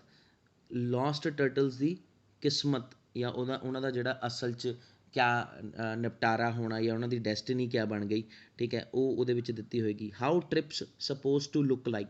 ਜਿਹੜੇ ਟ੍ਰਿਪਸ ਹੈ, ਜਿਹੜੇ ਆਉਣਾ ਜਾਣਾ ਹੈ, ਉਹ ਕਿਵੇਂ ਦਾ ਦਿਖਦਾ ਹੈ, ਠੀਕ ਹੈ। ਕਿਸ ਹਿਸਾਬ ਦੀ ਮਤਲਬ ਉਹਨਾਂ ਦੀ ਵੇਸ਼ਭੂਸ਼ਾ ਜਾਂ ਕਿਸ ਹਿਸਾਬ ਦੀ ਉਹਨਾਂ ਦੀ ਸ਼ੇਪ ਹੈ, ਠੀਕ ਹੈ। ਸ਼ੇਪ ਬਾਰੇ ਹੋਊਗਾ ਓਬਵੀਅਸਲੀ। ਲੁੱਕ ਲਾਈਕ ਦੇ ਵਿੱਚ ਤਾਂ ਆਪਾਂ ਇਹੀ ਕਹਾਂਗੇ ਕਿਸੇ ਸ਼ੇਪ ਦੀ ਗੱਲ ਕੀਤੀ ਹੈ, ਠੀਕ ਹੈ। Factors leading to the population decline. ਹੁਣ ਇਹਦੇ ਵਿੱਚ ਕਿਆ ਆ ਗਿਆ, ਕਿਹੜੇ ਐਸੇ ਫੈਕਟਰ ਹੈ ਜਿਨ੍ਹਾਂ ਕਰਕੇ ਪਾਪੂਲੇਸ਼ਨ ਘਟੀ। ਕਿਸ ਚੀਜ਼ ਦੀ, ਇਹਦੇ ਵਿੱਚ ਮੇਰੇ ਖਿਆਲ ਟਰਟਲਸ ਦੀ ਪਾਪੂਲੇਸ਼ਨ ਬਾਰੇ ਗੱਲ ਕੀਤੀ ਹੋਏਗੀ, ਕਿਉਂਕਿ ਆਪਾਂ ਪਾਪੂਲੇਸ਼ਨ ਉਹਨਾਂ ਦੀ ਹੀ ਗੱਲ ਕਰ ਰਹੇ ਹਾਂ, ਟਰਟਲਸ ਦੇ ਬਾਰੇ ਹੈ ਪੂਰਾ, ਤਾਂ ਉਹਨਾਂ ਦੀ ਹੀ ਪਾਪੂਲੇਸ਼ਨ ਦੀ ਗੱਲ। ਮੈਂ ਤੁਹਾਨੂੰ ਕਿਆ ਕਿਹਾ ਕਿ ਸਭ ਨੂੰ ਪਹਿਲਾਂ ਆਪਾਂ ਆਨਸਰ ਲੱਭਣਾ ਹੈ ਸਭ ਨੂੰ ਛੋਟੇ ਦਾ। ਸਭ ਨੂੰ ਛੋਟੇ ਨੂੰ ਪਹਿਲਾਂ ਪਾਵਾਂਗੇ ਤਾਂ ਸਾਡੇ ਕੋਲ ਕਿਆ ਆ ਗਿਆ ਮੇਰੇ ਹਿਸਾਬ ਦੇ ਨਾਲ ਡੀ ਨਹੀਂ ਈ ਸਾਡੇ ਕੋਲ ਸਭ ਨੂੰ ਛੋਟਾ ਆ ਗਿਆ। ਚਲੋ ਦੇਖਦੇ ਹਾਂ। ਇੱਕ ਤਾਂ ਉਹ ਜਿਹੜੀ ਦਿਮਾਗ 'ਚ ਲੈ ਕੇ ਚੱਲਣੀ, ਉਹ ਜਿਹੜੀ ਸਟ੍ਰੈਟਜੀ ਲੋਕ ਕਈ ਦੱਸਦੇ ਨੇ ਕਿ ਭਾਈ ਛੋਟੇ ਮਤਲਬ ਪਹਿਲੇ ਦੋ ਸਟੇਟਮੈਂਟ ਔਰ ਲਾਸਟ ਦੋ ਸਟੇਟਮੈਂਟਸ ਨੂੰ ਪੜ੍ਹਨਾ। ਇਹਦੇ ਵਿੱਚ ਮੈਂ ਥੋੜ੍ਹਾ ਐਡੀਸ਼ਨ ਕਰਨਾ ਚਾਹੂੰਗਾ। ਤੁਸੀਂ ਪਹਿਲੀ ਦੋ ਸਟੇਟਮੈਂਟਸ ਨਹੀਂ ਪੜ੍ਹਨੀਆਂ, ਪਹਿਲੀਆਂ ਦੋ ਲਾਈਨਾਂ ਨਹੀਂ ਪੜ੍ਹਨੀਆਂ, ਪਹਿਲੀਆਂ ਦੋ ਸਟੇਟਮੈਂਟਸ ਪੜ੍ਹ ਕੇ ਜੇ ਉਹ ਤੋਂ ਗਾਹਾਂ ਐਡਵਰਸੇਟਿਵ ਕਨੈਕਟਰ ਆ ਗਿਆ। ਐਡਵਰਸੇਟਿਵ ਕਨੈਕਟਰ ਦਾ ਮਤਲਬ ਹੁੰਦਾ ਜੋ ਆਪੋਜ਼ਿਟ ਸਿਚੁਏਸ਼ਨ ਨੂੰ ਦੱਸੇ ਜਾਂ ਕੁਛ ਐਡੀਸ਼ਨਲ ਐਡ ਕਰੇ, ਤਾਂ ਉੱਦਾਂ ਦੀ ਸਟੇਟਮੈਂਟ ਆ ਗਈ ਤਾਂ ਤੁਹਾਨੂੰ ਅਗਲੀ ਲਾਈਨ ਵੀ ਪੜ੍ਹਨੀ ਪਏਗੀ, ठीक है, क्योंकि ਆਪਾਂ ਸਬਸਟਾਂਸ ਲੱਭਣਾ ਹੈ, ਨਾ ਕਿ ਅਸੀਂ ਆਪਾਂ ਦੋ ਲਾਈਨਾਂ ਨੂੰ ਪੜ੍ਹ ਕੇ ਮੀਨਿੰਗ ਕੱਢਣ ਦੀ ਸਿੱਧੀ ਕੋਸ਼ਿਸ਼ ਕਰ ਦੇਣੀ ਹੈ। ਸਾਨੂੰ ਸਬਸਟਾਂਸ ਜਿਹੜਾ ਸਾਡੀ ਜਿਹੜੀ ਕੁਐਸਚਨ ਦੇ ਅਕੋਰਡਿੰਗ ਜੇ ਨਹੀਂ ਮਿਲਦਾ ਪਿਆ, ਦੈਟ ਮੀਨਸ ਸਾਡਾ ਆਨਸਰ ਸਾਨੂੰ ਤਾਤੇ ਨਹੀਂ ਮਿਲਿਆ, ਸਾਨੂੰ ਪੂਰਾ ਪੜ੍ਹਨਾ ਪਏਗਾ। ਸਕਿਮਿੰਗ ਦੀ ਆਪਣੀ ਸਪੀਡ ਵਧਾ ਲਓ ਤਾਂ ਕੀ ਹੈ, ਉਹਦੇ ਵਿੱਚ ਕੋਈ ਚੱਕਰ ਨਹੀਂ ਹੈ ਕਿ ਆਪਣੀ ਸਕਿਮਿੰਗ ਦੀ ਸਪੀਡ ਜ਼ਿਆਦਾ ਹੋਏਗੀ, ਟਾਈਮ ਤੁਹਾਡਾ ਬਚੇਗਾ ਹੀ ਬਚੇਗਾ। ਫਿਰ ਜੇ ਜਿੰਨੀ ਜ਼ਿਆਦਾ ਸਕਿਮਿੰਗ ਦੀ ਸਪੀਡ ਹੋਏਗੀ ਅਤੇ ਨਾਲ ਤੁਹਾਨੂੰ ਅੰਡਰਸਟੈਂਡਿੰਗ ਹੋਏਗੀ, ਠੀਕ ਹੈ। ਪਰ ਆਪਾਂ ਚੱਲਾਂਗੇ ਦੋਨਾਂ ਚੀਜ਼ਾਂ ਨੂੰ ਦਿਮਾਗ 'ਚ ਲੈ ਕੇ ਹੋਏ ਕਿ ਸਾਨੂੰ ਸਬਸਟਾਂਸ ਕਦੋਂ ਮਿਲਦਾ, ਪਲੱਸ ਜੇਕਰ ਸਾਨੂੰ ਪਹਿਲੀਆਂ ਦੋ ਲਾਈਨਾਂ ਦੇ ਵਿੱਚ ਜਾਂ ਲਾਸਟ ਦੋ ਲਾਈਨਾਂ ਦੇ ਵਿੱਚ ਸਾਨੂੰ ਆਨਸਰ ਦੇਖਣ ਨੂੰ ਮਿਲਦਾ ਤਾਂ ਆਪਾਂ ਉਹਦੇ ਵਿੱਚ ਆਨਸਰ ਲੱਭ ਸਕਦੇ ਹਾਂ। ਅੱਛਾ, these 4 turtles were probably, ਹਨ ਕਹਿੰਦੇ ਜਿਹੜੇ ਇਹ ਚਾਰ ਟਰਟਲਸ ਹੈ were probably ਦਾ ਮਤਲਬ ਹੋ ਗਿਆ possibly, on their way around the Atlantic when they strayed a bit too far north, ਜਦੋਂ ਥੋੜ੍ਹੇ ਨੌਰਥ ਵੱਲ ਨੂੰ ਗਏ from the Gulf Stream। ਠੀਕ ਹੈ ਜੀ, ਸਾਡੀ ਇੱਕ ਲਾਈਨ ਕੰਪਲੀਟ ਹੋਈ ਹੈ, ਇੱਕ ਸਟੇਟਮੈਂਟ ਕੰਪਲੀਟ ਹੋਈ ਹੈ। ਅਗਲੀ ਸਟੇਟਮੈਂਟ ਦੇਖੋ, once they did their fate was sealed। ਵੰਸ ਦੇ ਦੇਖੋ ਸਾਨੂੰ ਪਹਿਲਾ ਅੱਖਰ ਮਿਲ ਗਿਆ ਇੱਥੇ, ਦਾ ਫੇਟ ਵਾਜ਼ ਸੀਲਡ। ਠੀਕ ਹੈ, ਹੁਣ ਸੀਲਡ ਦਾ ਮਤਲਬ ਰੁਕਣਾ, ਜਾਂ ਆਪਾਂ ਮਤਲਬ ਉੱਥੇ ਹੀ ਪਤਾ ਲੱਗ ਜਾਂਦੀ ਕਿ ਉਹਨਾਂ ਦੀ ਫੇਟ ਕਿਆ ਹੋਣੀ। As a cooler water of the north east Atlantics are too cold for the loggerheads, ਉਹ ਜ਼ਿਆਦਾ ਠੰਡੇ ਹੁੰਦੇ ਨੇ। ਫਿਰ ਉਹਦੇ ਕਰਕੇ ਕਹਿੰਦਾ once in cool waters the bodies of, ਜਦੋਂ ਉਹ ਠੰਡੇ ਪਾਣੀ 'ਚ ਪਹੁੰਚਦੇ ਨੇ, ਅੱਗੇ ਦੇਖੋ ਕੂਲ ਵਾਟਰਸ, ਆਪਾਂ ਵਿੱਚ ਵਾਲੀ ਇਨਫੋਰਮੇਸ਼ਨ ਭਾਵੇਂ ਨਾ ਵੀ ਪੜ੍ਹੀਏ ਕਿਉਂਕਿ ਸਾਨੂੰ ਤਾਂ ਪੂਰੇ ਸਟੇਟਮੈਂਟ ਪੂਰੇ ਪੈਰਾਗ੍ਰਾਫ 'ਚ ਕਿਆ ਦਿੱਤਾ ਵਾ ਸਾਨੂੰ ਇਹ ਪਤਾ ਲੱਗਣਾ ਚਾਹੀਦਾ, ਕਿਉਂਕਿ ਸਾਨੂੰ ਇੱਕ ਅੱਖਰ ਸਾਨੂੰ ਮਿਲ ਚੁੱਕਾ ਹੈ ਕਿ ਫੇਟ ਬਾਰੇ ਗੱਲ ਕੀਤੀ ਗਈ ਹੈ, ਕਿਸਮਤ ਬਾਰੇ ਗੱਲ ਕੀਤੀ ਗਈ ਹੈ, ਉਹਨਾਂ ਦੀ ਕਿਸਮਤ ਬਾਰੇ ਜਿਹੜੀ ਸਾਨੂੰ ਵਿਖਾਣ ਕੀਤਾ ਗਿਆ ਸਾਰਾ। ਅਤੇ ਇਹਦੇ ਵਿੱਚ ਦੇਖੋ once in cool waters the body of the loggerheads begin to shut down.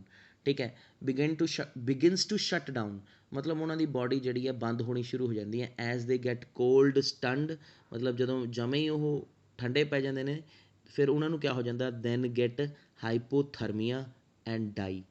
ਠੀਕ ਹੈ, ਅਤੇ ਉਹਨਾਂ ਨੂੰ ਕਿਆ ਹੋ ਜਾਂਦਾ, ਹਾਈਪੋਥਰਮੀਆ ਹੋ ਜਾਂਦਾ, ਅਤੇ ਉਹ ਕਿਆ ਕਰ ਜਾਂਦੇ ਹੈ, ਉਹ ਮਰ ਜਾਂਦੇ ਹੈ ਜੀ। ਠੀਕ ਹੈ, ਹੁਣ ਤੁਸੀਂ ਦੇਖਿਓ ਜਦੋਂ ਆਪਾਂ ਇਹਦਾ ਆਨਸਰ ਇਹਦੇ ਵਿੱਚ ਆਪਾਂ ਦੇਖਾਂਗੇ, ਮੈਂ ਕਿਤੇ ਨਾ ਕਿਤੇ ਫੇਟ ਬਾਰੇ ਪੜ੍ਹਿਆ ਜ਼ਰੂਰ ਹੈ ਅਤੇ ਉਹਨਾਂ ਦੇ ਮਰਨ ਬਾਰੇ ਵੀ ਪੜ੍ਹਿਆ ਹੈ। ਠੀਕ ਹੈ, ਤਾਂ ਮੈਨੂੰ ਸਿੰਪਲੀ ਉਸ ਪਰਟੀਕੂਲਰ ਚੀਜ਼ 'ਤੇ ਜਾਣਾ ਪਏਗਾ ਅਤੇ ਮੈਨੂੰ ਆਨਸਰ ਲੱਭ ਜਾਏਗਾ। ਠੀਕ ਹੈ, ਤਾਂ ਈ ਦਾ ਆਨਸਰ ਸਾਨੂੰ ਕਿਆ ਮਿਲਿਆ, ਦਾ ਫੇਟ ਆਫ ਦਾ ਲੋਸਟ ਟਰਟਲਸ। ਹਜੇ ਟਰਟਲਸ ਇਹ ਸਹੀ ਨਹੀਂ ਲਿਖਿਆ, ਟਰਟਲਸ ਐਵੇਂ ਆਏਗਾ। ਠੀਕ ਹੈ, ਦਾ ਫੇਟ ਆਫ ਦਾ ਲੋਸਟ ਟਰਟਲਸ, ਜਿਹੜੇ ਲੋਸਟ ਟਰਟਲਸ ਹੈ, ਜਿਹੜੇ ਗੁੰਮ ਗਏ ਨੇ ਜਾਂ ਜਿਨ੍ਹਾਂ ਨੂੰ ਰਸਤਾ ਭੁੱਲ ਗਿਆ ਹੈ, ਉਹਨਾਂ ਦੀ ਕਿਆ ਕਿਸਮਤ ਹੁੰਦੀ ਹੈ। ਹੁਣ ਦੇਖੋ ਤਾਂ ਜ਼ਰਾ, ਜਿਹੜੇ ਕਿ like these 4 turtles were probably on their way around the Atlantic when they strayed a bit, strayed ਦਾ ਮਤਲਬ ਓਬਵੀਅਸਲੀ ਉਹ ਇੱਧਰ ਉੱਧਰ ਭਟਕ ਗਏ, a bit too far north। ਠੀਕ ਹੈ, from the Gulf Stream once they did their fate was sealed, ਫਿਰ ਉਹਨਾਂ ਦੀ ਕਿਸਮਤ ਜਿਹੜੀ ਸੀ ਉਹ ਪੱਕੀ ਹੋ ਗਈ ਕਿ ਬਾਈ ਹੁਣੇ ਤਾਂ ਗਏ।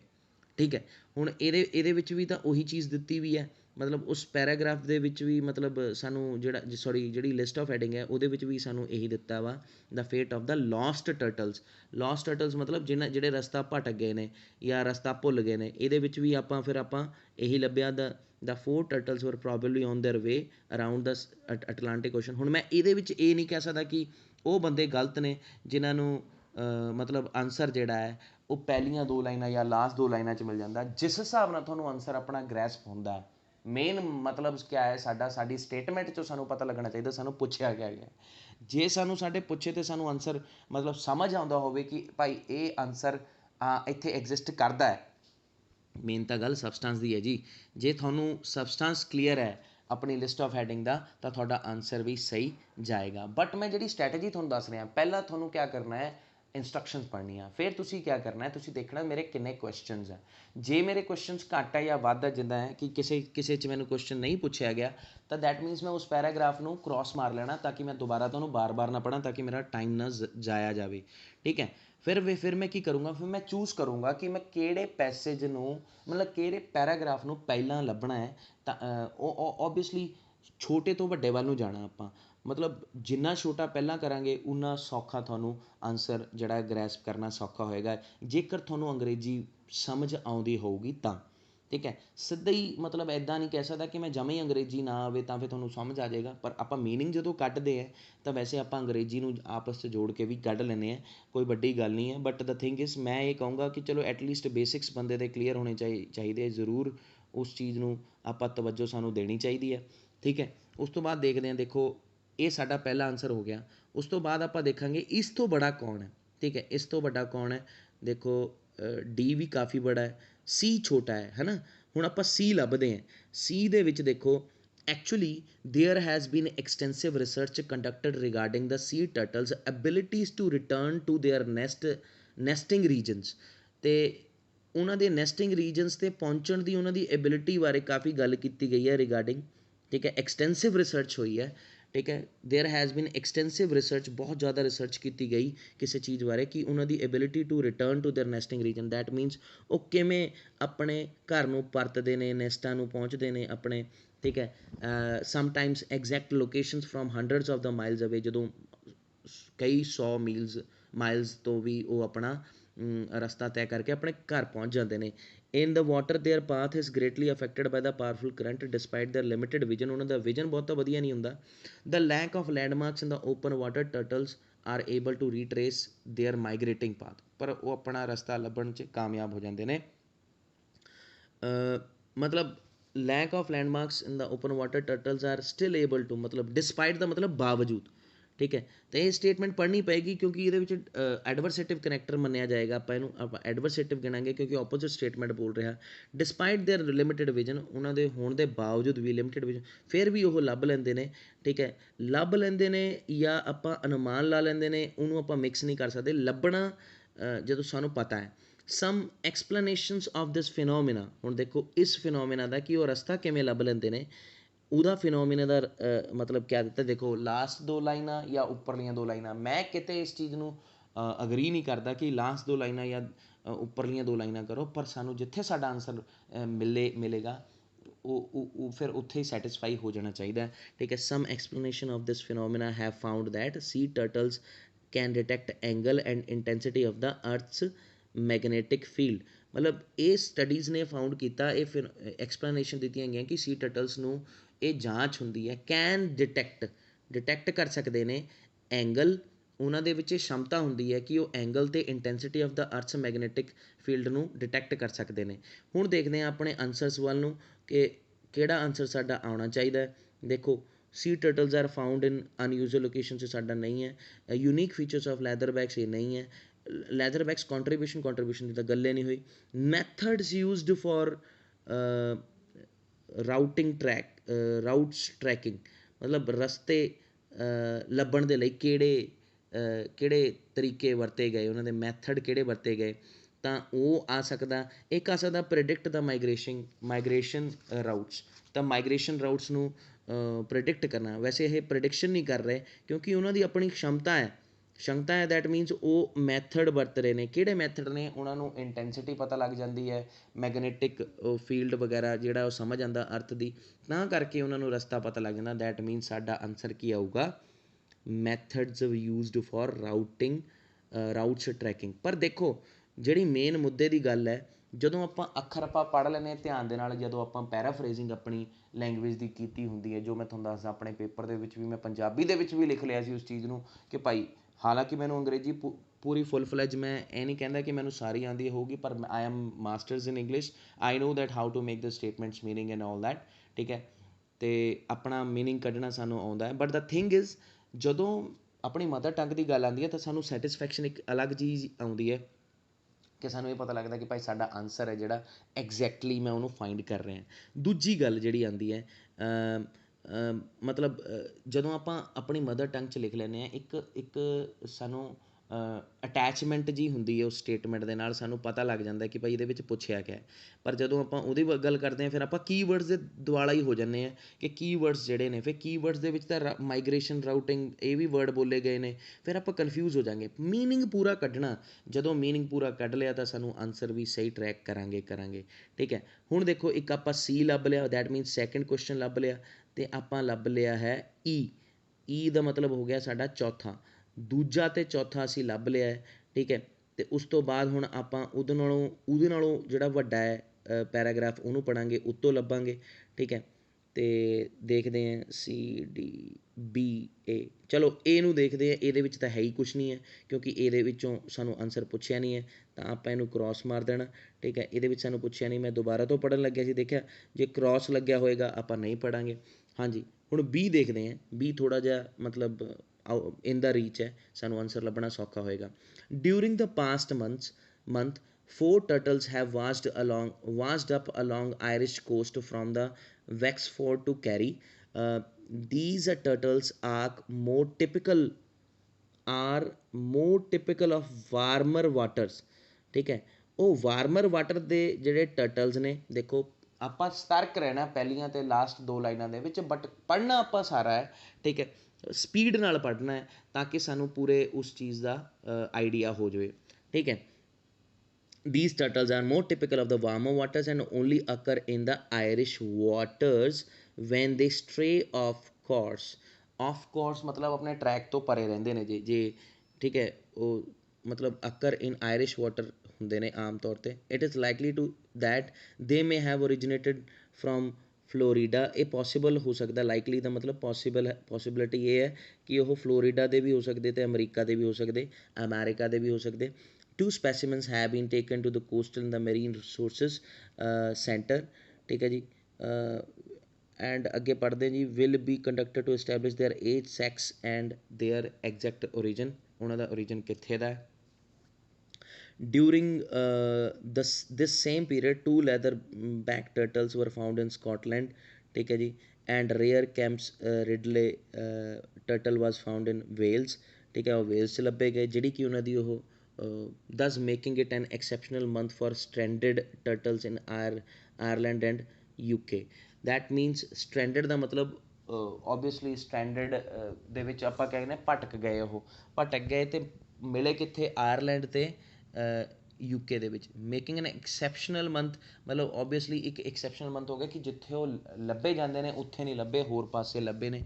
ਤਾਂ ਦੈਟ ਮੀਨਸ ਇਹਦੇ ਵਿੱਚ ਸਾਨੂੰ ਇਹੀ ਪਤਾ ਲੱਗਿਆ ਕਿ ਉਹ ਕਿੱਥੇ ਪਾਏ ਜਾਂਦੇ ਨੇ, ਆਮ ਤੌਰ 'ਤੇ ਕਿੱਥੇ ਪਾਏ ਜਾਂਦੇ ਨੇ। ਇਹਦੇ ਵਿੱਚ ਸਾਡੇ ਕੋਲ ਲਿਸਟ ਆਫ ਹੈਡਿੰਗਸ ਦੇ ਵਿੱਚ ਸਾਡੇ ਕੋਲ ਇੱਕ ਆਪਸ਼ਨ ਸੀਗਾ, ਸੀ ਟਰਟਲਸ ਆਰ ਫਾਊਂਡ ਇਨ ਅਨਯੂਜ਼ਲ ਲੋਕੇਸ਼ਨਸ। ਅਨਯੂਜ਼ਲ ਦਾ ਮਤਲਬ ਓਬਵੀਅਸਲੀ ਜਿੱਥੇ ਯੂਜ਼ਅਲੀ ਫਾਈਂਡ ਕੀਤੇ ਜਾਂਦੇ ਹੈ ਉੱਥੇ ਦੀ ਥਾਂ 'ਤੇ ਉਹ ਹੋਰ ਕਿਤੇ ਫਾਈਂਡ ਕੀਤੇ ਗਏ, ਤਾਂ ਉੱਥੋਂ ਸਾਨੂੰ ਸਮਝ ਆ ਜਾਣਾ ਚਾਹੀਦਾ ਕਿ ਸਾਡਾ ਆਨਸਰ ਲਿਸਟ ਆਫ ਹੈਡਿੰਗ ਦਾ ਆਹੀ ਹੈ, ਠੀਕ ਹੈ।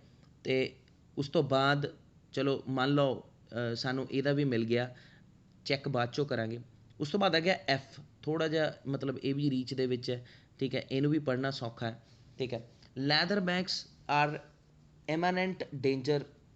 ਇਨ imminent danger of natural danger ਦੇ ਵਿੱਚ ਨੇ ਐਕਸਟਿੰਕਸ਼ਨ ਦੇ।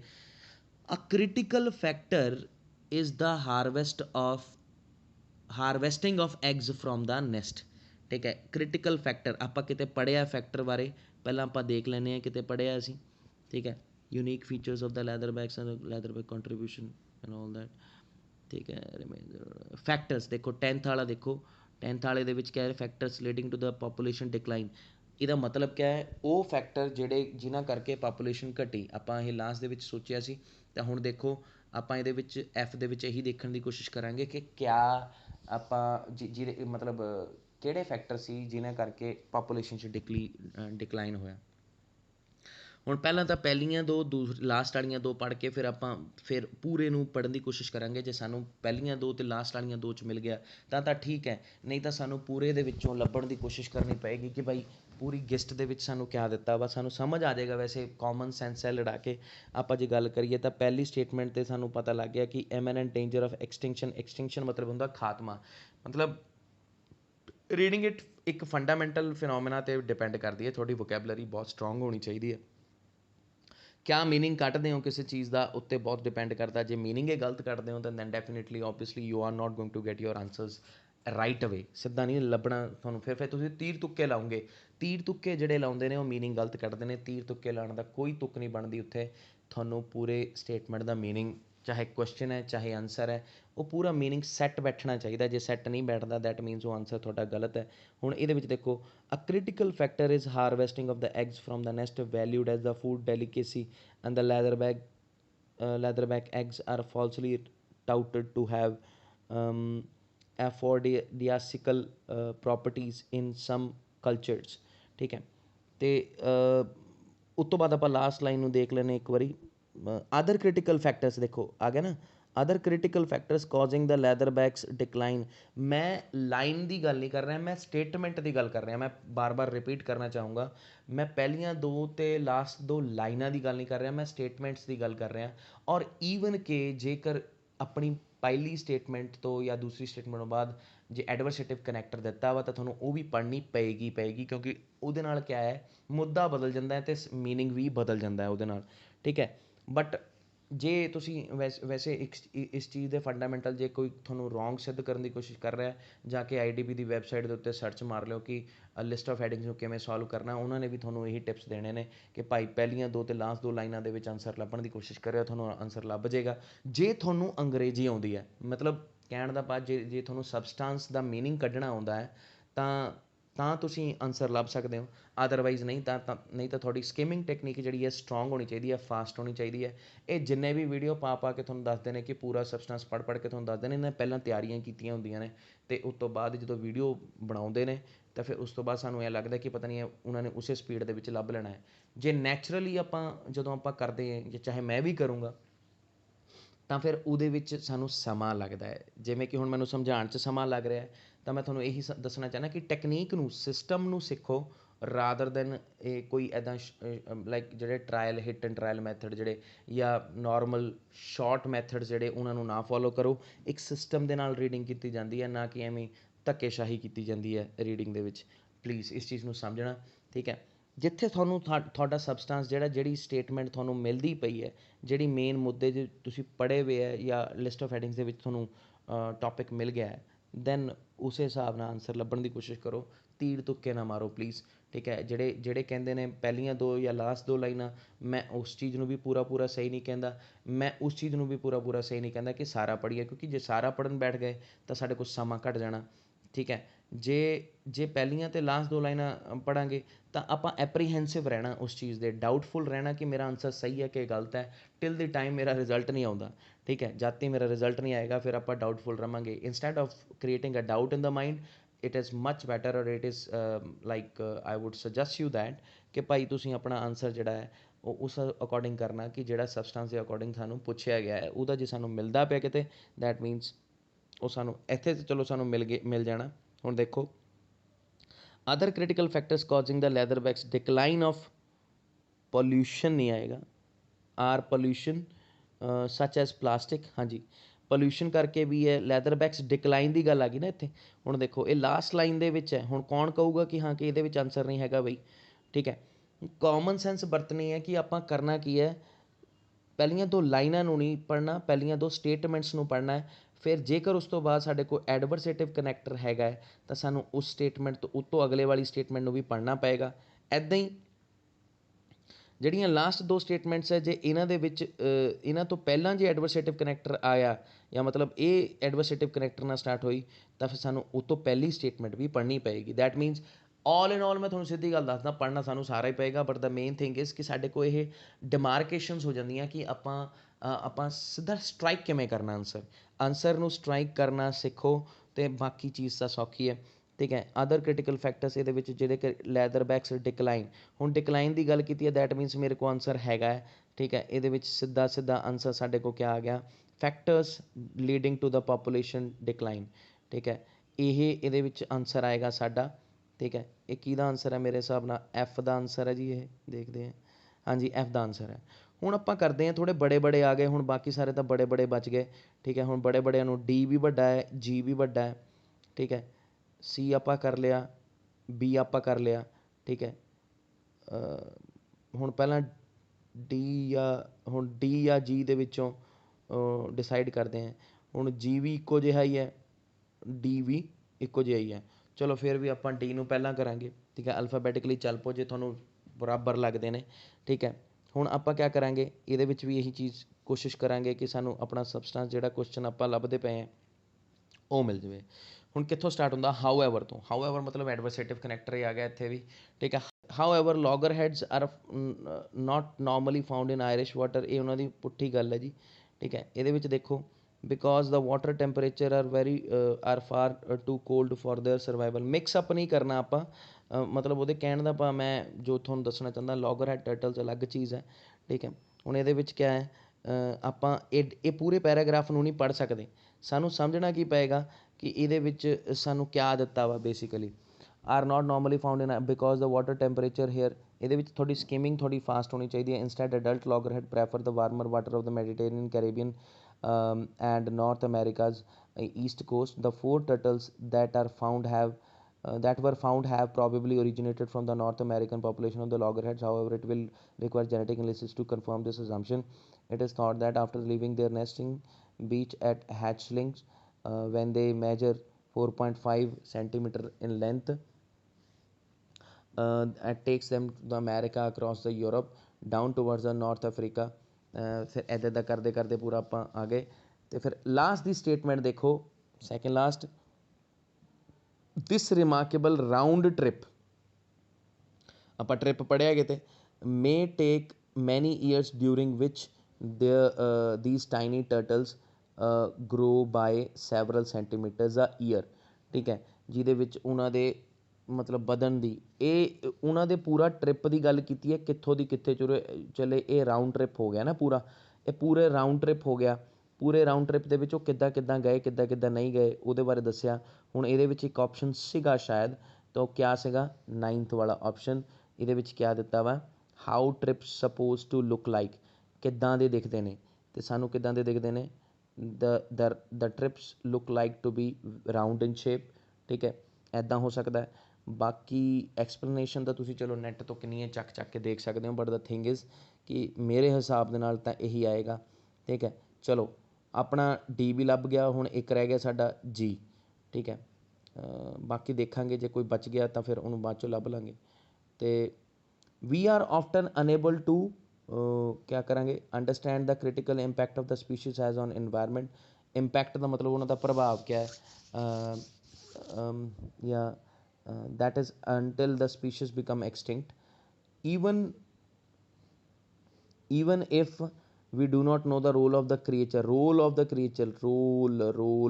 ਰੋਲ ਮਤਲਬ ਕੰਟਰੀਬਿਊਸ਼ਨ, ਜਾਂ ਫਿਰ ਉਹਨਾਂ ਦਾ ਕਿਆ ਉਹਨਾਂ ਦਾ ਅਦਾ ਕਰਦੇ ਆ ਰੋਲ, ਉਹ plays in health in the health of environment. Past lessons have taught us enough to know that, ਇਹ ਪੂਰੇ ਦੇ ਵਿੱਚ, ਉਸ ਪੂਰੇ ਪੈਰਾਗ੍ਰਾਫ ਦੇ ਵਿੱਚ ਉਹੀ ਚੀਜ਼ ਦਿੱਤੀ ਗਈ ਹੋਏਗੀ ਜੋ ਸਾਨੂੰ ਆਪਣੀ ਹੈਡਿੰਗ 'ਚ ਪੁੱਛੀ ਗਈ ਹੈ।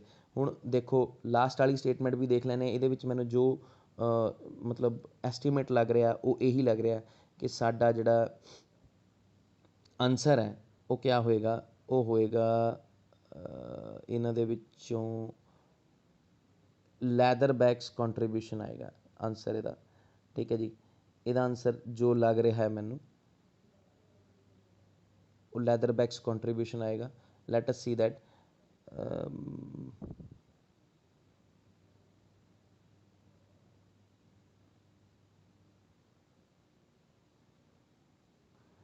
Leatherback's contribution, let me check that once more, like ਇਹ ਕਿੰਨਵੇਂ ਦਾ ਹੈ ਆਪਣੇ ਦਾ, ਆਪਾਂ ਜੀ ਹੈ ਨਾ, ਜੀ ਦੇ ਵਿੱਚ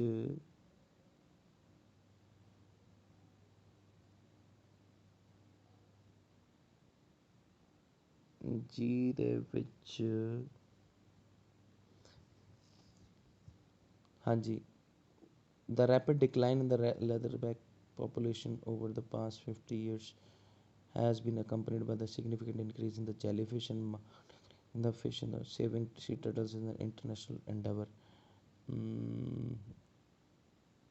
If you do not know the role of the creature in health of the environment, past lessons have taught the US to know that every animal and the plant is very important, is one important link to the integral chain of the nature, ठीक है। some scientists now speculate that the leatherback may play an important role in the recovery of the, ਆ ਦੇਖੋ ਜੀ ਆ ਗਿਆ ਜੀ ਸਾਡਾ answer. some scientists now speculate that the leatherback may play an important role in the recovery of the diminishing fish population. मतलब उन्हों का कॉन्ट्रीब्यूशन हैगा है जी किते ना किते इंपॉर्टेंट रोल करते हैं अदा वो। दैट मीनस ਇਹਦਾ ਸਾਡਾ आंसर आ गया ਇਹ जी ਦਾ ਕਿਹੜਾ आ गया कितने गया जी ਲੈਦਰਬੈਕਸ ਕੰਟਰੀਬਿਊਸ਼ਨ है ना। एक चीज़ हुण ਜਿਹੜੀ ਮੈਨੂੰ ਕਨਫਿਊਜ਼ ਕਰ ਰਹੀ ਹੈ ਬਾਰ-ਬਾਰ ਉਹ ਕਿਉਂ ਹੋ ਰਹੀ ਹੈ ਕਿਉਂਕਿ ਚਲੋ ਮੈਂ ਆਨਲਾਈਨ ਤੁਹਾਨੂੰ ਸਮਝਾ ਰਿਹਾ ਜਿਹੜੀ ਇੱਕ ਵਾਰੀ ਚੀਜ਼ ਨੂੰ ਆਪਾਂ ਲੱਭ ਲਿਆ ਨਾ ਉਹਨੂੰ ਨਾਲ ਦੀ ਨਾਲ ਕ੍ਰਾਸ ਕਰਦੇ ਜਾਣਾ ਜੀ ਨਹੀਂ ਤਾਂ ਤੁਸੀਂ ਕਨਫਿਊਜ਼ ਹੋ ਜਾਣਾ ਕਿਉਂਕਿ ਇਹਦੇ ਨਾਲ ਤੁਹਾਡਾ ਬਰਡਨ ਵੀ ਘਟਦਾ ਜਾਣਾ ਜਿੱਦਾਂ ਜਿੱਦਾਂ ਤੁਸੀਂ ਕ੍ਰਾਸ ਕਰੀ ਜਾਣਾ ਇੱਦਾਂ ਇੱਦਾਂ ਕਰੀ ਜਾਣਾ ਤਾਂ ਤੁਹਾਨੂੰ ਕਿਆ ਹੋਣਾ ਤੁਹਾਨੂੰ ਇੱਕ ਰਿਲੈਕਸੇਸ਼ਨ ਫੀਲ ਹੋਣੀ ਠੀਕ ਹੈ। ਹੁਣ ਮੰਨ ਲਓ ਆਪਾਂ ਇਹਨਾਂ ਦੇ ਆਨਸਰ ਲਿਖੇ ਹੈ ਤਾਂ ਆਪਾਂ ਪਹਿਲੇ ਦਾ ਆਨਸਰ ਲੱਭਿਆ ਮੇਰੇ ਖਿਆਲ ਪਹਿਲਾ ਹੀ ਆਪਸ਼ਨ ਸੀਗਾ ਉਹਦੇ ਵਿੱਚ ਮੈਂ ਆਪਸ਼ਨ ਇੱਦਾਂ ਲਿਖੂੰਗਾ ਠੀਕ ਹੈ। ਅਤੇ ਜਿਹੜਾ ਦੂਸਰਾ ਆਪਸ਼ਨ ਲੱਭਿਆ ਉਹਦਾ ਮੈਂ ਆਈ ਥਿੰਕ ਆਪਸ਼ਨ ਲੱਭਿਆ 4 I think 4 it was 4th ਠੀਕ ਹੈ। ਹੁਣ ਤੀਸਰੇ ਦਾ ਜਿਹੜਾ ਸੀਗਾ ਆਪਸ਼ਨ ਲੱਭਿਆ ਆਈ ਥਿੰਕ ਪੈਰਾਗ੍ਰਾਫ ਡੀ ਦਾ ਕਿਆ ਸੀ ਡੀ ਦਾ ਮੇਰੇ ਖਿਆਲ 6th ਸੀ। ਮਤਲਬ ਕਹਿਣ ਦਾ ਭਾਵ ਮੈਂ ਤਾਂ ਤੁਹਾਨੂੰ ਬੇਸਿਕਲੀ ਇਹ ਚੀਜ਼ ਦੱਸਦਾ ਪਿਆ ਕਿ ਕਿਸ ਹਿਸਾਬ ਨਾਲ ਤੁਸੀਂ ਉਹਨੂੰ ਲੱਭਣਾ ਹੈ। ਡੀ ਦਾ ਥਰਡ ਦਾ ਮੈਂ ਕਿਆ ਲੱਭਿਆ ਸੀ ਥਰਡ ਦਾ ਮੈਂ ਲੱਭਿਆ ਸੀ ਜੀ 9th ਕਿੱਦਾਂ ਦੀ ਸ਼ੇਪ ਹੈ ਉਹਦੀ ਹਾਂਜੀ ਆ ਗਿਆ ਮੈਨੂੰ ਯਾਦ ਤਾਂ ਇਹਦਾ ਲੱਭਿਆ ਸੀ ਆਪਾਂ 9th ਅਤੇ ਉਸ ਤੋਂ ਬਾਅਦ ਆ ਗਿਆ ਸਾਡੇ ਪੈਰਾਗ੍ਰਾਫ ਈ ਜਿਹੜਾ ਕਿ ਸਾਡਾ ਸੀਗਾ 8th ਆਈ ਥਿੰਕ ਅਤੇ ਉਸ ਤੋਂ ਬਾਅਦ ਸੀਗਾ ਪੈਰਾਗ੍ਰਾਫ ਐਫ ਤਾਂ ਇਹਦਾ ਲੱਭਿਆ ਸੀ ਆਪਾਂ ਇਹਦਾ 10th ਸੀਗਾ ਠੀਕ ਹੈ। ਅਤੇ ਉਸ ਤੋਂ ਬਾਅਦ ਆਪਾਂ ਲੱਭਿਆ ਪੈਰਾਗ੍ਰਾਫ ਜੀ ਜਿਹੜਾ ਕਿ 6 ਸੀ ਇਹਦਾ ਆਈ ਥਿੰਕ ਆਪਾਂ ਲੱਭਿਆ ਸੀ 3 ਜਾਂ ਫਿਰ 2 ਸੈਕਿੰਡ ਸ਼ਾਇਦ ਸੀਗਾ ਔਰ ਮੇ ਬੀ 3 something like that was there let us check it once more ਕਿ ਕਿਹੜਾ ਸੀਗਾ 6th ਦਾ ਜਿਹੜਾ ਸਾਡਾ ਮਤਲਬ ਲਾਸਟ ਵਾਲੇ ਦਾ ਜੀ ਦਾ ਆਪਾਂ ਲੱਭਿਆ ਸੀ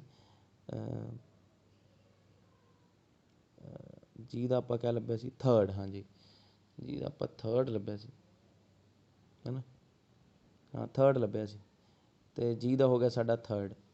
ਹੁਣ ਆਪਾਂ ਇਹਨਾਂ ਨੂੰ ਇੱਕ ਵਾਰੀ ਕਨਫਰਮ ਕਰ ਲੈਂਦੇ ਹਾਂ ਕਿ ਸਾਡੇ ਆਨਸਰਸ ਕਿਹੜੇ ਕਿਹੜੇ ਨੇ ਠੀਕ ਹੈ। ਅਤੇ ਮਤਲਬ ਇਹ ਤੁਹਾਨੂੰ ਸਮਝਾਉਣ ਕਰਕੇ ਇੰਨਾ ਸਮਾਂ ਲੱਗਿਆ ਅਦਰਵਾਈਜ਼ ਤਾਂ ਇਹ ਕੋਈ ਜ਼ਿਆਦਾ ਵੱਡੀ ਗੱਲ ਨਹੀਂ ਹੈ ਇਹ ਛੇਤੀ ਹੀ ਕਰਨ ਵਾਲੀਆਂ ਚੀਜ਼ਾਂ ਨੇ। ਦੇਖੋ ਪਹਿਲੇ 6 ਆਨਸਰ ਹੈ ਸਾਡੇ ਕੋਲ ਪਹਿਲੇ 6 ਆਨਸਰ ਦਾ ਪਹਿਲੇ ਦਾ ਦੇਖੋ ਇਹਨਾਂ ਨੇ ਵੀ ਗਲਤ ਲਿਖੇ ਹੋਏ ਨੇ ਇਹਨਾਂ ਨੂੰ ਇੱਦਾਂ ਕਦੇ ਨਹੀਂ ਲਿਖਣਾ ਆਪਾਂ 1 ਨੂੰ ਇੱਦਾਂ ਨਹੀਂ ਕਦੇ ਪਾਉਣਾ ਆਪਾਂ ਹਮੇਸ਼ਾ ਜੋ ਆਨਸਰ ਸਾਨੂੰ ਦਿੱਤਾ ਵਾ ਆਪਾਂ ਉਹਦੇ ਵਿੱਚ ਹੀ ਪਾਉਣਾ। ਇਹ ਪਹਿਲੇ ਦਾ ਪਹਿਲਾ ਹੀ ਹੈ ਦੂਜੇ ਦਾ ਚੌਥਾ ਹੀ ਹੈ ਤੀਸਰੇ ਦਾ 9ਵਾਂ ਹੀ ਹੈ ਠੀਕ ਹੈ। 9 ਨੂੰ ਇੱਦਾਂ ਨਹੀਂ ਲਿਖਣਾ ਐਵੇਂ ਹੀ ਲਿਖਣਾ ਜੋ ਸੀਗਾ ਉਹਦੇ ਵਿੱਚ ਫਿਰ 8 ਫਿਰ 10 ਫਿਰ 3 ਸਾਡੇ ਸਾਰੇ ਦੇ ਸਾਰੇ ਆਨਸਰ ਸਾਡੇ ਸਹੀ ਨੇ ਬਿਲਕੁਲ ਸਹੀ ਨੇ। ਅਤੇ ਇਹਦੇ ਵਿੱਚ ਸਾਨੂੰ ਕਿਉਂ ਡਿਫੀਕਲਟੀ ਨਹੀਂ ਹੋਈ ਕਿਉਂਕਿ ਸਾਨੂੰ ਪਤਾ ਹੈ ਕਿ ਆਪਾਂ ਜਿਹੜੀਆਂ ਸਟੇਟਮੈਂਟ ਲਿਸਟ ਆਫ ਹੈਡਿੰਗਸ ਹੈ ਇਹਨਾਂ ਨੂੰ ਪੈਰਾਫਰੇਜ਼ ਪੰਜਾਬੀ ਦੇ ਵਿੱਚ ਆਪਣੀ ਸ਼ਬਦਾਂ ਦੇ ਵਿੱਚ ਕੀਤਾ ਸੀ ਅਤੇ ਆਨਸਰ ਨੂੰ ਸਟਰਾਈਕ ਕਰਨ ਦੇ ਲਈ ਆਪਾਂ ਜਿਹੜੇ ਕੀ ਫੈਕਟਰਸ ਹੈ ਉਹਨਾਂ ਨੂੰ ਗਏ ਹੈ rather than thinking of the answers in the first two parts like first two sentences or in the last two sentences. It's not a fundamental actually, I never use that in my life. But still it is workable in some cases it is workable if you get your answer. The main purpose is to just clear your IELTS exam because you are not actually going to be tested throughout your life for the IELTS. ਇੱਕ ਵਾਰੀ test ਦੇਣਾ ਹੈ ਉਹਦੇ ਵਿੱਚ ਆਪਣਾ score ਲਓ ਯਾਰ ਤੁਰਦੇ ਬਣੋ ਕੋਈ ਟੈਨਸ਼ਨ ਵਾਲੀ ਗੱਲ ਨਹੀਂ ਹੈਗੀ ਉੱਥੇ ਜਾ ਕੇ ਆਪਣੀ ਜ਼ਿੰਦਗੀ ਬਣਾਓ ਵਧੀਆ ਜ਼ਿੰਦਗੀ ਤੁਹਾਨੂੰ ਉੱਥੇ ਰੱਬ ਦੇਵੇ। ਅਤੇ ਮੇਰੀਆਂ ਆਸ਼ਾਵਾਂ ਮੇਰੀਆਂ ਦੁਆਵਾਂ ਤੁਹਾਡੇ ਨਾਲ ਨੇ ਅਤੇ ਆਪਣੀਆਂ ਥੋੜ੍ਹੀਆਂ ਦੁਆਵਾਂ ਸਾਨੂੰ ਵੀ ਭੇਜ ਦਿਓ ਠੀਕ ਹੈ ਤਾਂ ਕਿ ਸਾਡਾ ਵੀ ਕੁਛ ਬਣੇ। ਅਤੇ this is the thing that is what I am saying like ਇਸ ਚੀਜ਼ ਨੂੰ ਆਪਣੇ ਦਿਲ 'ਤੇ ਨਹੀਂ ਲੈਣਾ ਕਿ ਭਾਈ ਮੈਂ ਰੀਡਿੰਗ ਨਹੀਂ ਕਰ ਪਾਉਂਦਾ ਮੈਂ ਇਹ ਨਹੀਂ ਕਰ ਪਾਉਂਦਾ। ਆਇਲਸ ਕੋਈ ਐਸਾ ਖਾਸ ਟੈਸਟ ਨਹੀਂ ਹੈਗਾ ਜਿਹਦੇ ਨਾਲ ਤੁਹਾਡੀ ਅੰਗਰੇਜ਼ੀ ਚੈੱਕ ਹੁੰਦੀ ਹੈ because sometimes even the masters can play a bad game in cricket. You know it happens in every game. Like sometimes even the artist players also used to get out on zero. So it happened. Sachin Tendulkar also has faced some sort of adverse circumstances, you know, in his life, and everybody used to see that thing. ਇਹਦਾ ਮਤਲਬ ਇਹ ਨਹੀਂ ਹੈ ਕਿ ਤੁਸੀਂ ਕੁਝ ਕਰ ਨਹੀਂ ਸਕਦੇ। ਇਹ ਆਇਲਸ ਕੋਈ ਟੈਸਟ ਨਹੀਂ ਹੈ ਅੰਗਰੇਜ਼ੀ ਦਾ, ਇਹ ਸਿਰਫ ਤੁਹਾਡੇ ਇੱਕ ਮੈਂਟਲ ਔਰ ਨਰਵਸਨੈਸ ਨੂੰ ਚੈੱਕ ਕਰਨ ਦਾ ਇੱਕ ਟੈਸਟ ਹੁੰਦਾ ਕਿ ਟਾਈਮ ਨੂੰ ਕਿਵੇਂ ਹੈਂਡਲ ਕਰਦੇ ਹੋ ਤੁਸੀਂ, ਆਪਣੇ ਦਿਮਾਗ ਨੂੰ ਕਿਵੇਂ ਤੁਸੀਂ ਸਿਸਟਮੈਟਿਕਲੀ ਸਟੇਬਲ ਰੱਖ ਕੇ ਪੂਰੀ ਰੀਡਿੰਗ ਕਰ ਲੈਂਦੇ ਹੋ ਔਰ ਟਾਈਮ ਦੇ ਨਾਲ ਤੁਰ ਕੇ ਚੱਲਦੇ ਹੋ। ਮੇਨ ਗੱਲ ਤਾਂ ਟਾਈਮ ਦੀ ਹੈ ਜੀ। ਆਇਲਸ ਦੇ ਵਿੱਚ ਇੰਨਾ ਕੁਝ ਜ਼ਿਆਦਾ ਔਖਾ ਨਹੀਂ ਹੁੰਦਾ ਜਿੰਨਾ ਜ਼ਿਆਦਾ ਮਤਲਬ ਕਹਿਣ ਦਾ ਪਾਪਾ ਐਂ ਸੋਚ ਲੈਂਦੇ, ਕਿਉਂਕਿ ਕਈ ਐਸੇ ਚੀਜ਼ਾਂ ਨਿਕਲ ਕੇ ਆਉਂਦੀਆਂ ਨੇ ਆਇਲਸ ਬਾਰੇ ਕਿ ਭਾਈ ਸਕੈਮ ਹੈ, ਫਲਾਨਾ ਹੈ, ਧਮਕੜਾ ਹੈ। ਬਟ ਮੈਂ ਕਹਿੰਦਾ ਕਿ ਸਾਡਾ ਮੇਨ ਮੋਟਿਵ ਇੱਥੋਂ ਆਪਣੇ ਬੈਂਡ ਸਕੋਰ ਲਾਓ, ਅੱਛੀ ਯੂਨੀਵਰਸਿਟੀ ਪੜ੍ਹੋ, ਲਾਈਫ ਆਪਣੀ ਸੈੱਟ ਕਰੋ, ਭਾਵੇਂ ਰਹੋ ਨਾ ਰਹੋ ਬਾਹਰ ਦੇ ਵਿੱਚ, ਪਹਿਲਾਂ ਦੇਖ ਕੇ ਆਓ ਲਾਈਫ ਕਿਆ ਹੈ। And if you get to know that like if you are earning a lot of money, then you think so that the money is important in your life and you can stay there, then you just stay there. And if you feel so that you have to come back and you want to serve your nation in some way or the other way, it doesn't mean ਕਿ like ਜੇ ਤੁਸੀਂ ਆਪਾਂ Canada ਚਲੇ ਜਾਂਦੇ ਹੋ ਤਾਂ Canada ਚਲੇ ਜਾਂਦੇ ਹੋ ਜਾਂ ਕਿਸੇ ਹੋਰ ਕੰਟਰੀ ਚਲੇ ਜਾਂਦੇ ਹੋ, ਤੁਸੀਂ ਆਪਣੇ ਦੇਸ਼ ਨੂੰ ਪਿਆਰ ਨਹੀਂ ਕਰਦੇ। ਦੇਸ਼ ਨੂੰ ਪਿਆਰ ਅਸੀਂ ਸਾਰੇ ਕਰਦੇ ਹਾਂ। ਸਾਨੂੰ ਪਤਾ ਸਾਡਾ ਹਾਲ ਕੀ ਹੈ, ਠੀਕ ਹੈ। even the educated people, they are not getting their jobs. And why they are not getting their job, it is not because they don't have skills. They have skills. Their skills are not getting used by like, I don't want to actually comment on the government. It's about the kind of condition that we are facing. All of us are facing that decline. So I'm not saying that the government is not doing their part. Like, it's all about our, you know, control and everything. So we should understand everything. Okay, keep loving your country, but keep focusing on your skills also, and see that one where you're going to get benefit. ਜਿੱਥੇ ਤੁਹਾਨੂੰ benefit ਲੱਗਦਾ ਉੱਥੇ ਜਾਓ। ਜਿੱਥੇ ਤੁਹਾਨੂੰ ਲੱਗਦਾ ਕਿ ਤੁਸੀਂ ਮਾਂ ਬਾਪ ਨੂੰ ਆਪਣੇ ਨੂੰ ਅੱਛੀ ਲਾਈਫ ਦੇਣੀ ਚਾਹੁੰਦੇ ਹੋ ਜਾਂ ਦੇ ਸਕਦੇ ਹੋ ਤਾਂ ਉੱਥੇ ਪਹੁੰਚੋ, ਨਾ ਕਿ ਕਿਸੇ ਐਰੇ ਗੈਰੇ ਦੀ ਜਾਂ ਗੱਲ ਸੁਣ ਕੇ ਤੁਸੀਂ ਆਪਣੇ ਦਿਮਾਗ ਨੂੰ ਹਿਲਾ ਲਓ, ਠੀਕ ਹੈ। ਤੁਰੇ ਫਿਰਦੇ ਬੰਦੇ ਨੂੰ ਨਹੀਂ ਸੁਣੀਦਾ ਹੁੰਦਾ, ਆਪਣੇ ਦਿਲ ਦੀ ਕਰੀ ਦੀ ਹੁੰਦੀ ਹੈ, ਠੀਕ ਹੈ। ਹਮੇਸ਼ਾ ਆਪਣੇ ਮਨ ਦੀ ਕਰੋ, ਲੇਕਿਨ ਕਰੋ ਇਹ ਕਿ ਕਿਸੇ ਨੂੰ ਫਿਜ਼ੀਕਲੀ ਹਰਟ ਨਾ ਹੋਵੇ, ਮੈਂਟਲੀ ਹਰਟ ਨਾ ਹੋਵੇ। ਦੈਟ ਇਜ਼ ਇਟ, ਠੀਕ ਹੈ। ਕਿਸੇ ਨੂੰ ਮੈਂਟਲੀ ਹਰਟ ਨਾ ਕਰੋ, ਕਿਸੇ ਦੇ ਅਗੇਂਸਟ ਨਾ ਬੋਲੋ। ਬਾਕੀ ਚੀਜ਼ਾਂ ਚੱਲਦੀਆਂ ਰਹਿਣੀਆਂ ਨੇ। ਲਾਈਫ ਆਪਣੀ ਸੈੱਟ ਕਰੋ ਅਤੇ ਵਧੀਆ ਬਣੋ। ਦੁਆਵਾਂ ਮੇਰੀਆਂ ਤੁਹਾਡੇ ਨਾਲ ਨੇ, ਤੁਹਾਡੀਆਂ ਮੇਰੇ ਨਾਲ ਨੇ, definitely. Thank you very much. Bye bye, good night, take care.